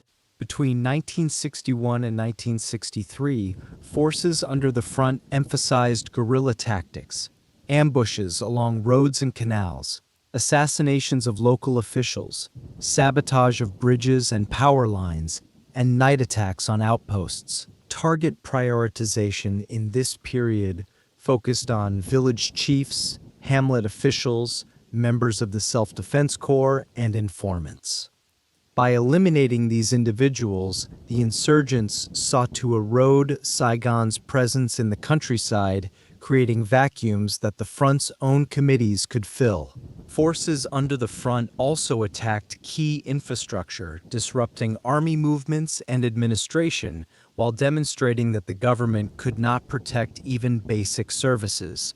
The period from 1960 to 1962 was characterized as one of revolutionary guerrilla war, combining political and armed struggle in ways that reinforced each other. Political officers disseminated leaflets and held clandestine meetings, while military units created the insecurity that made villagers receptive to the front's message. Critical to sustaining the Southern struggle was the infiltration network known as the Ho Chi Minh Trail. Group 559, created in May 1959, operated and expanded this route through Laos and later Cambodia as the main land-based supply line. The group's responsibilities included building roads and tracks through difficult terrain, establishing way stations for food and rest, and organizing security for convoys and infiltration groups. Infiltrators moving south along the trail were organized into groups that traveled mostly at night using liaison stations along the route. American estimates indicated infiltrator numbers of about 4,000 in 1961, 5,300 in 1962, 4,700 in 1963, and 12,000 in 1964, though actual figures from Hanoi's records were somewhat lower in the early years. In this period, infiltration consisted mainly of personnel rather than large volumes of heavy equipment. Cadres and small units made the journey to reinforce and lead the growing forces in the South. Parallel to Group 559, Group 759 conducted seaborne infiltration using small vessels along the Vietnamese and Cambodian coasts, opening another channel for supplies and personnel. Propaganda from the front portrayed the Southern struggle as a domestic uprising, while internal documents acknowledged the central role of Northern support in sustaining and guiding the movement. At the Ninth Plenum in late 1963, the party leadership reaffirmed the centrality of armed struggle in the South and decided to increase assistance further. The plenum also addressed debates over what was called revisionism, criticizing those who favored less emphasis on revolutionary violence. Chinese and Soviet policies influenced strategy in Hanoi.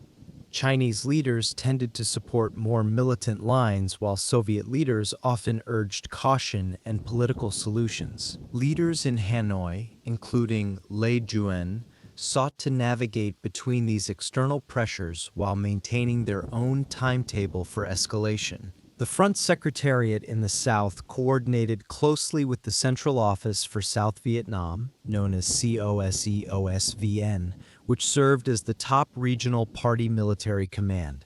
Instructions from COSVN to regional committees emphasized building liberated zones, consolidating mass organizations, and developing regular battalions. By 1963 and 1964, main force units had grown in strength and began engaging government forces in larger operations.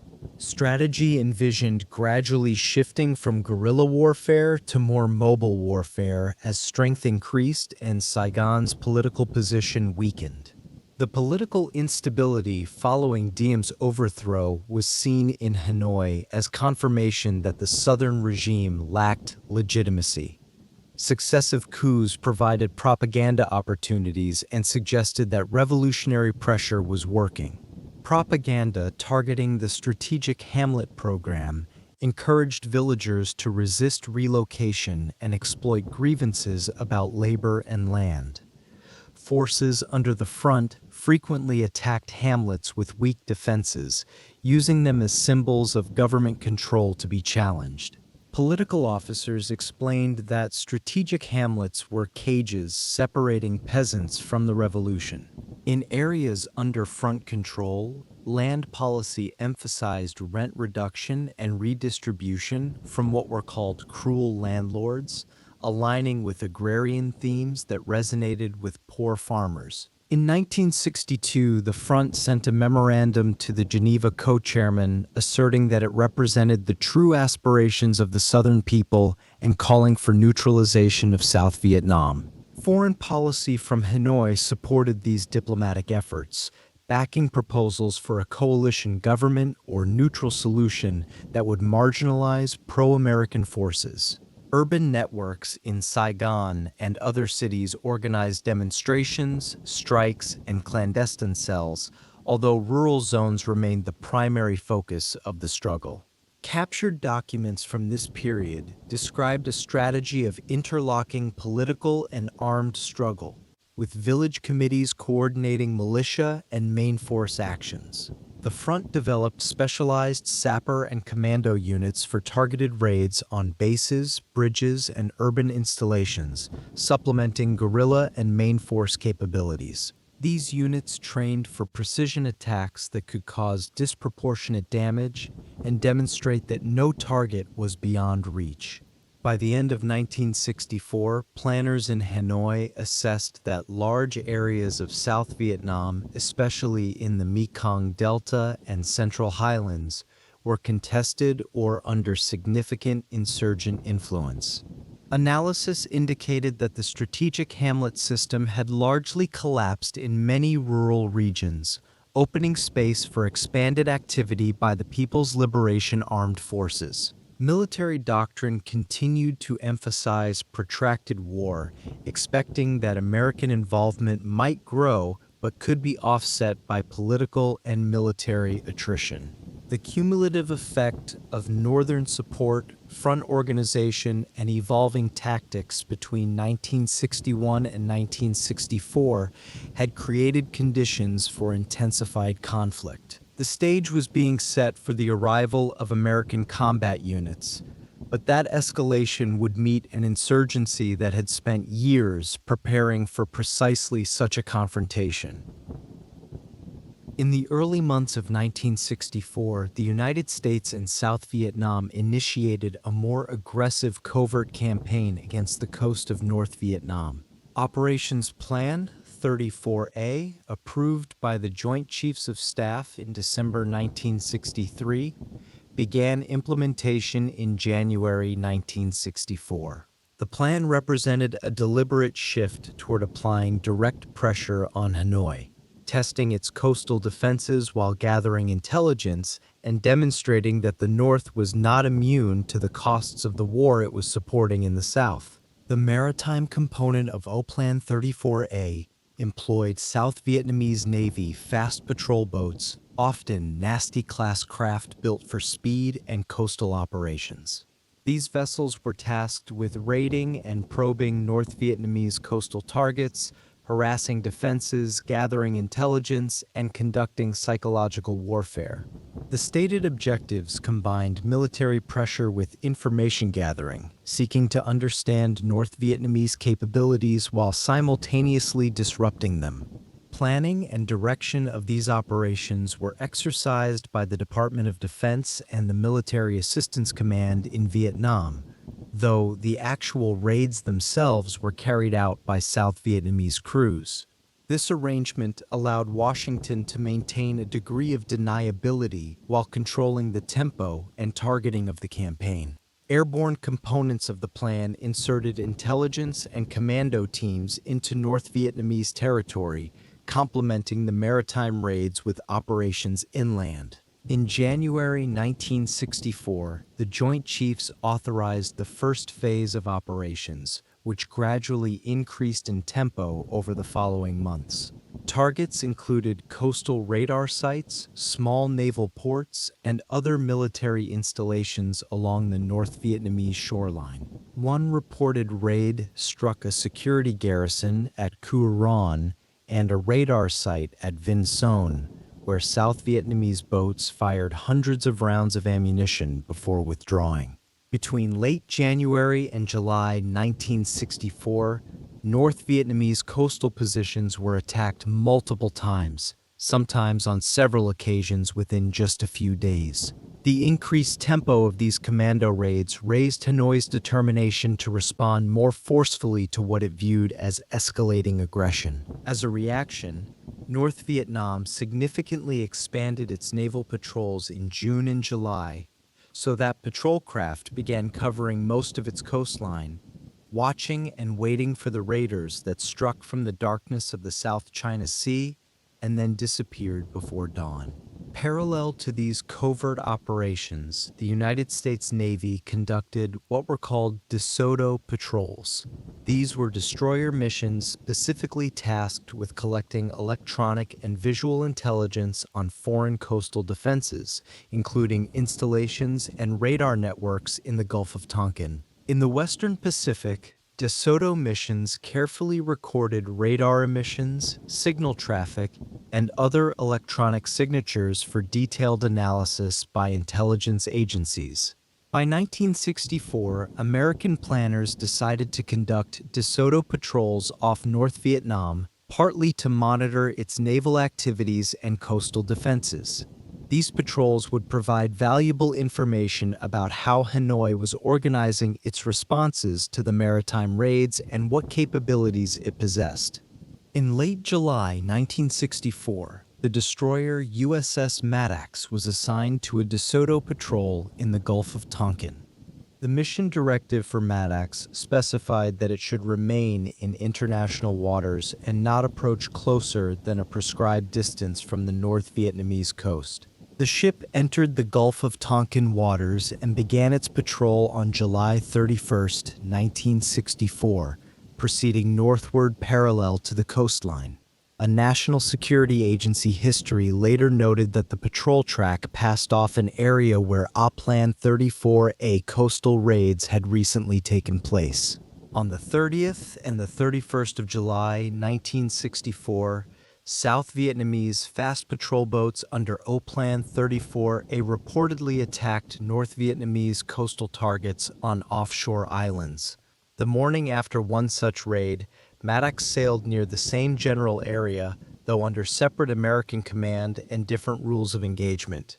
Officially, documents described DeSoto patrols as routine intelligence missions unrelated to South Vietnamese covert raids. Analysts later observed that North Vietnamese commanders would likely have viewed the DeSoto patrols and Plan 34A raids as parts of a single hostile pattern. From Hanoi's perspective, American ships operating close offshore soon after attacks by South Vietnamese boats suggested coordination between the two operations, whether or not such coordination formally existed. North Vietnamese naval communications intercepted by American intelligence in mid-1964 indicated increased alert levels and readiness to respond to coastal incursions. By midsummer, Hanoi's leadership considered the maritime operations in the Gulf of Tonkin as serious infringements on its security. The combination of overt American naval patrols and covert South Vietnamese raids had created a complex operational environment with overlapping tracks and timelines. American planners did not provide North Vietnam with explicit notification of DeSoto patrol schedules or routes, conducting them as unilateral operations. The Navy's Pacific Command viewed the patrols as a way to assert freedom of navigation and gather intelligence without directly entering declared territorial waters. North Vietnam claimed a 12 nautical mile territorial sea, broader than the 3-mile limit recognized by the United States at that time. Officials in Washington maintained that Maddox and similar patrols stayed in international waters beyond 3 nautical miles, but North Vietnamese authorities regarded some movements as intrusions into their security zone. By July 1964, North Vietnamese naval forces regularly patrolled areas near where DeSoto missions operated, including torpedo boats and patrol craft ready to challenge what they perceived as provocations. American naval message traffic shows that commanders were aware of increased tracking and shadowing of destroyers in the Gulf. Intelligence summaries before August 1964 reported that North Vietnamese coastal defenses had improved and that commanders in Hanoi were less likely to tolerate perceived incursions. Internal reports noted that North Vietnamese units might eventually attempt to challenge DeSoto missions. Meanwhile, Plan 34, a maritime operations continued, with fast patrol boats striking targets such as radar sites and coastal facilities before retreating to South Vietnamese ports. Naval histories note that South Vietnamese craft scored damage against several North Vietnamese torpedo boats during these raids before August 1964. The North Vietnamese responded by increasing coastal radar activity and reporting traffic, tracking the movements of both raiders and American destroyers. Signals Intelligence in July 1964 detected North Vietnamese directives to naval units to strengthen coastal defenses and be prepared to confront intruding vessels. The Johnson administration, while authorizing Plan 34A, also sought to maintain public messaging that the United States desired no wider war. Internally, planners saw the covert raids and DeSoto patrols as ways to pressure Hanoi while stopping short of open bombing of North Vietnam. Intelligence agencies assessed that North Vietnam was steadily increasing its support to the Southern insurgency via the Ho Chi Minh Trail and coastal routes. These assessments contributed to Washington's interest in maritime operations aimed at disrupting transport and probing responses. In June and July 1964, policy discussions in Washington considered using coastal raids and naval intelligence patrols as part of a broader signaling strategy toward North Vietnam. Assistant Secretary of State William Bundy stated in May 1964 that the United States should be prepared to apply pressure on Hanoi, including potentially through limited military actions. The patrols and raids were seen as tools in this calibrated approach. Operational orders for Maddox instructed the ship to collect electronic intelligence and visually observe North Vietnamese coastal installations where possible. The patrol route in late July and early August took the destroyer roughly parallel to the North Vietnamese coast at distances reportedly no closer than about 8 to 12 nautical miles. This placed the ship in what American officials considered international waters, though within range of North Vietnamese surveillance. The American side monitored North Vietnamese radio traffic and movements to evaluate how hard Hanoi might push back against maritime pressure. Each side was testing the other, probing for limits and reactions. The raids inflicted damage and demonstrated reach, while the patrols gathered the intelligence needed to understand what the response might be to further escalation. By August 1, 1964, Maddox was operating in the Gulf of Tonkin under De Soto orders, while Opland 34A attacks had recently struck North Vietnamese coastal positions. The maritime and intelligence activities during the first 7 months of 1964 had created an atmosphere of heightened alert and mutual suspicion. North Vietnamese coastal forces were watching, waiting, and preparing to respond to what they perceived as a coordinated campaign against their shores. The Gulf of Tonkin was becoming a tripwire, and the events of the first week of August would soon pull it taut. On August 2, 1964, the American destroyer USS Maddox was conducting a De Soto intelligence patrol in the Gulf of Tonkin. The ship was operating in what American officials defined as international waters, roughly 28 nautical miles from the North Vietnamese coast, gathering electronic intelligence on coastal defenses and radar installations. Around midday, Maddox detected 3 approaching North Vietnamese torpedo boats from the 135th Torpedo Squadron moving on an intercept course. The Maddox fired 3 warning shots from its 5-inch guns when the torpedo boats continued to close. After these warning shots, the North Vietnamese vessels continued their approach and opened fire with their own guns. Maddox then engaged the boats with its main battery and called for air support from carrier aircraft launched from USS Ticonderoga. The ship's crew prepared for what they believed might be an attack with torpedoes, the most dangerous threat these small fast boats could pose. F-8 Crusader jets from Ticonderoga arrived and strafed the torpedo boats during the engagement. American reports stated that 1 torpedo boat was heavily damaged and another was left dead in the water, while Maddox suffered only minor damage from a single machine gun round that struck her superstructure. The entire action lasted only about 20 minutes before the surviving North Vietnamese vessels broke contact and withdrew.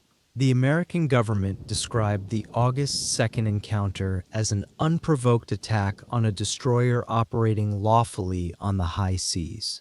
North Vietnam offered a different account, claiming that Maddox had intruded into its territorial waters and that its patrol boats were responding to this incursion. The 2 interpretations would never be reconciled. After the incident on August 2nd, Maddox received orders to continue its De Soto patrol but to be reinforced by another destroyer for protection. On August 3, 1964, USS Turner Joy joined Maddox in the Gulf of Tonkin, and the 2 destroyers resumed patrol operations together. In the same time frame, South Vietnamese fast patrol boats carried out additional Plan 34A attacks against North Vietnamese coastal targets, maintaining the pressure that had been building throughout the summer. American intercepts of North Vietnamese communications after August 2nd were interpreted by analysts as indicating possible preparations for further attacks at sea. On August 4th, 1964, Maddox and Turner-Joy were again on station in the Gulf of Tonkin, operating in poor weather conditions with low visibility. Thunderstorms moved through the area, creating difficult conditions for radar and sonar operators. That evening, both destroyers reported radar and sonar contacts they believed to be fast-moving surface vessels closing their positions from multiple directions. At approximately 8 o'clock local time on August 4th, the ships reported they were under attack by multiple torpedo boats and began evasive maneuvers at high speed. During the reported engagement that night, Maddox and Turner-Joy maneuvered aggressively and fired large quantities of 5-inch and 3-inch shells at suspected targets in the darkness. Turner-Joy's action report recorded that its crew believed they had sunk 2 enemy boats and damaged a third during the engagement.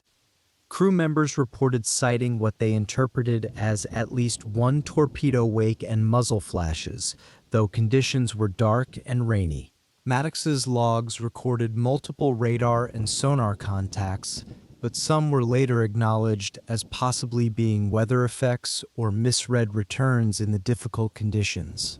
American carrier-based aircraft were launched in response to the destroyer's reports, but pilots did not definitively confirm sightings of attacking North Vietnamese boats when they arrived over the scene. During the events of August 4th, Captain John J. Herrick, commander of the Maddox, sent messages questioning whether an attack was actually taking place. His subsequent cables suggested that freak weather effects and overeager sonar operators might have contributed to false reports of torpedoes. The confusion in the darkness and stormy seas had created uncertainty that would never be fully resolved. Despite Herrick's doubts, other messages from the destroyers and early signals intelligence intercepts were initially interpreted in Washington as evidence of a second attack. On the evening of August 4th, Washington time, President Lyndon B. Johnson addressed the nation on television, stating that American ships had been attacked again in the Gulf of Tonkin.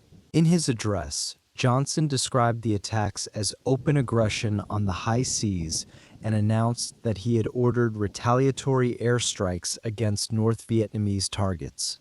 On the 4th and the 5th of August 1964, American aircraft from carriers Ticonderoga and Constellation conducted strikes against North Vietnamese fuel depots and patrol boat bases. The bombs fell on targets that had seemed far removed from American war plans only days before. Administration officials presented the 2nd and the 4th of August events to Congress as clear instances of unprovoked North Vietnamese attacks on American vessels peacefully operating in international waters. On August 7, 1964, Congress passed the Gulf of Tonkin Resolution, authorizing the president to take all necessary measures to repel any armed attack against American forces and to prevent further aggression in Southeast Asia. The resolution passed the Senate with only 2 votes against and the House unanimously, reflecting broad initial support for the president's handling of the crisis and a desire to present a united front against communist aggression. The Johnson administration would later use this resolution as the principal legal basis for dramatic escalation of American military involvement in Vietnam. It became the functional equivalent of a declaration of war, though it had been presented and passed as something far more limited. North Vietnam continued to deny that any second attack on August 4th had occurred, asserting that American reports were fabricated. In the years immediately following, some journalists and members of Congress began questioning whether the August 4th attack had actually taken place as reported. A National Security Agency historical study titled The Gulf of Tonkin Mystery, 2–4 August 1964, was later declassified and released in the 2000s.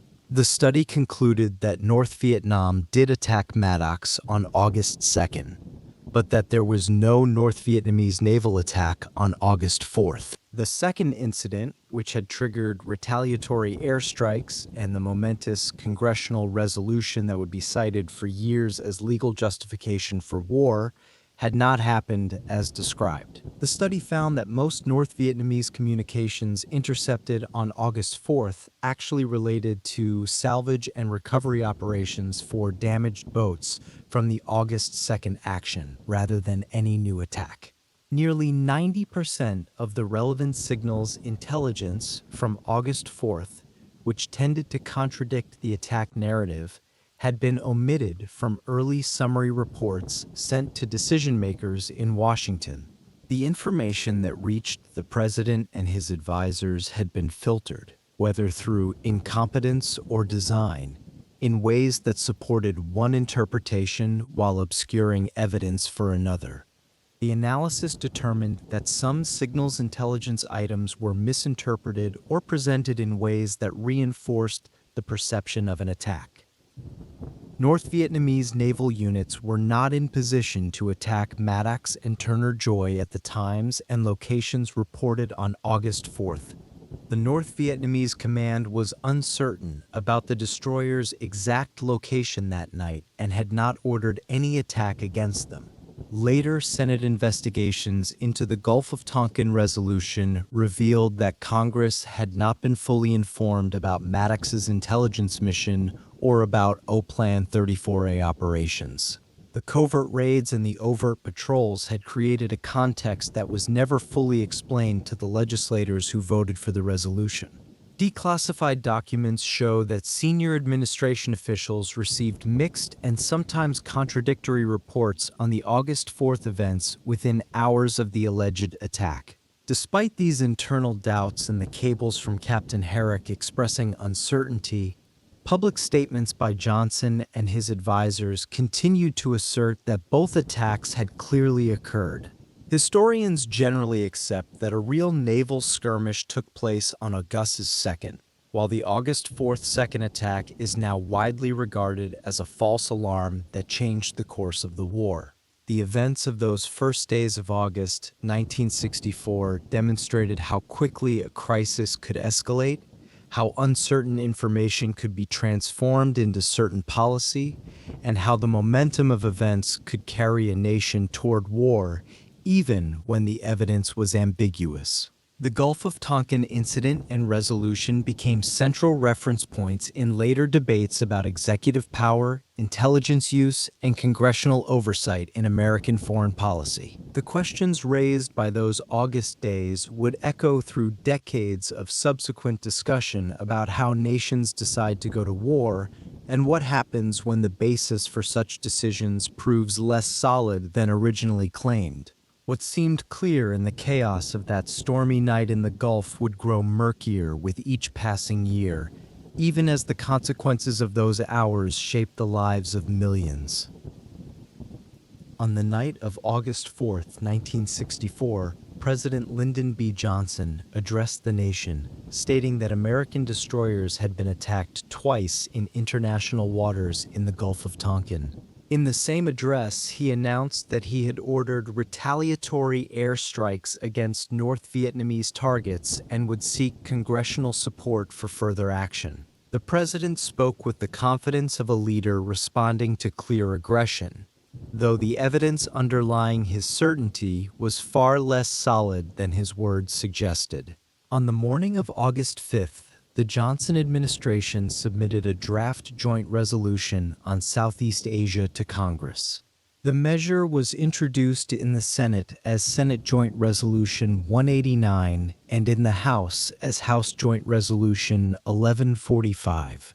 It was formally titled Joint Resolution for the Maintenance of Peace and Security in Southeast Asia, though history would know it simply as the Gulf of Tonkin Resolution. The preamble of the resolution recited the alleged unprovoked attacks on American naval vessels in the Gulf of Tonkin, establishing the factual predicate for the authority that would follow.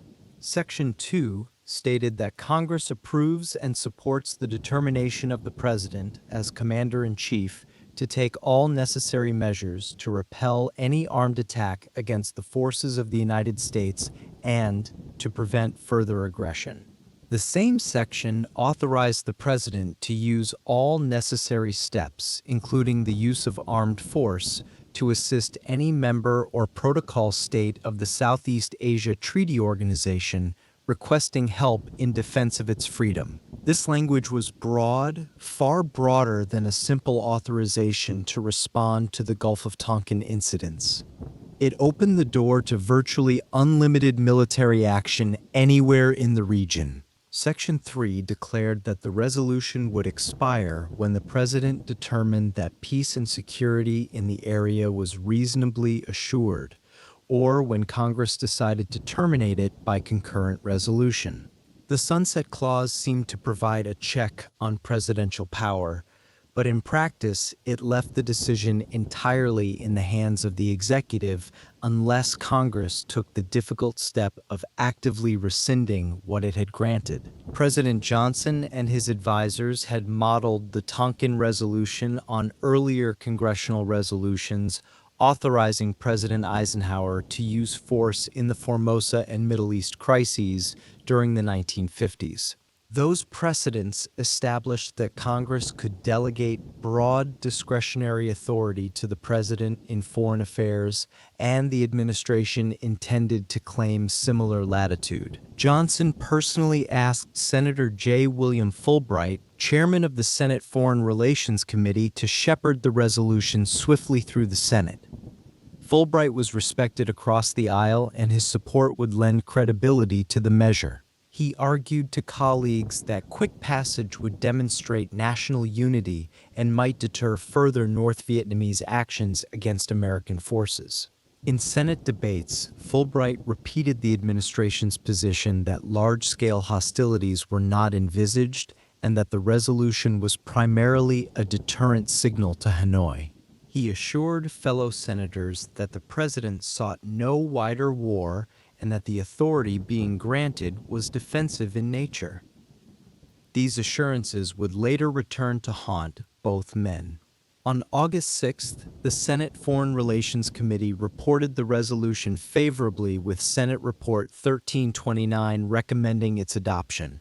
On the same date, the House Foreign Affairs Committee reported the companion measure favorably as House Report 1708. The speed was remarkable, the committees acting within a day of receiving the draft. Senate debate on the resolution began on August 6th and continued for about 8 hours over 2 days, shorter than debate had been for earlier Eisenhower-era resolutions on Formosa and the Middle East. Most senators who spoke supported the measure as a necessary response to alleged aggression and a signal of American resolve. The prevailing mood was one of rallying behind the president in a moment of apparent crisis. Senator Wayne Morse of Oregon criticized the measure as an unconstitutional delegation of war-making powers to the president. He argued that the Constitution reserved to Congress the authority to declare war, and that the resolution effectively transferred that power to the executive branch without the deliberation the framers had intended. His warnings were prescient, but went largely unheeded. Senator Ernest Gruening of Alaska argued that the resolution risked committing American troops to a war in which we have no business. Like Morse, he questioned the accuracy and sufficiency of the information provided about the Gulf of Tonkin incidents. Both men sensed that something was wrong with the narrative they were being asked to endorse, though they lacked the classified evidence that might have vindicated their skepticism. Despite their objections, the Senate approved the resolution on August 7, 1964, by a vote of 88 to 2. Morse and Gruning stood alone in opposition.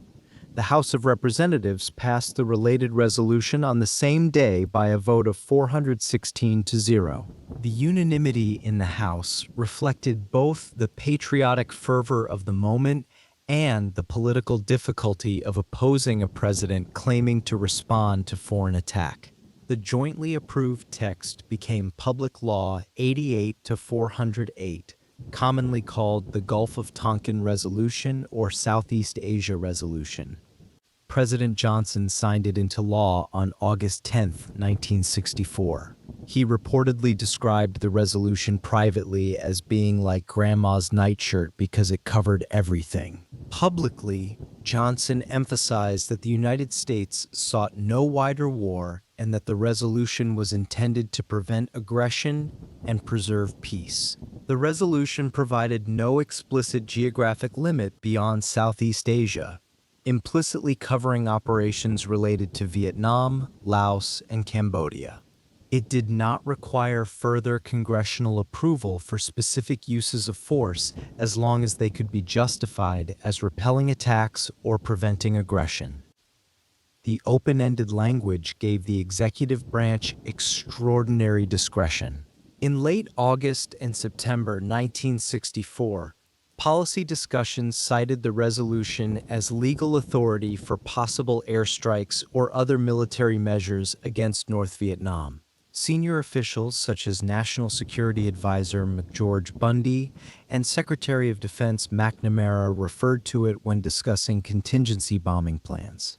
The resolution became the legal foundation upon which the entire edifice of American military involvement would be constructed. The Joint Chiefs of Staff advocated using the resolution to authorize immediate strategic bombing of North Vietnam, though President Johnson did not yet adopt this course. The resolution was also cited as authority for increased advisory deployments and support activities in South Vietnam in the second half of 1964.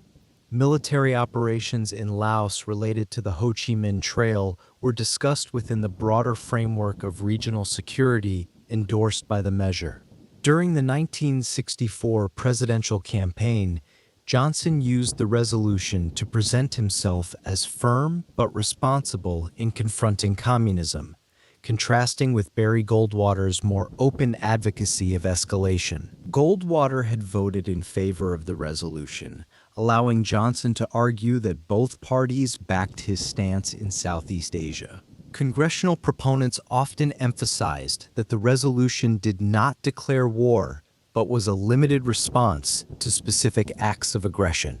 Within the executive branch, however, internal memoranda treated it as a general authorization to use force in Southeast Asia as circumstances required. Intelligence summaries prepared after August 10th frequently linked planning for potential bombing campaigns and troop deployments to the authority granted by the resolution. In the months following passage, no large-scale sustained bombing campaign against North Vietnam was yet undertaken. That escalation would come beginning in early 1965.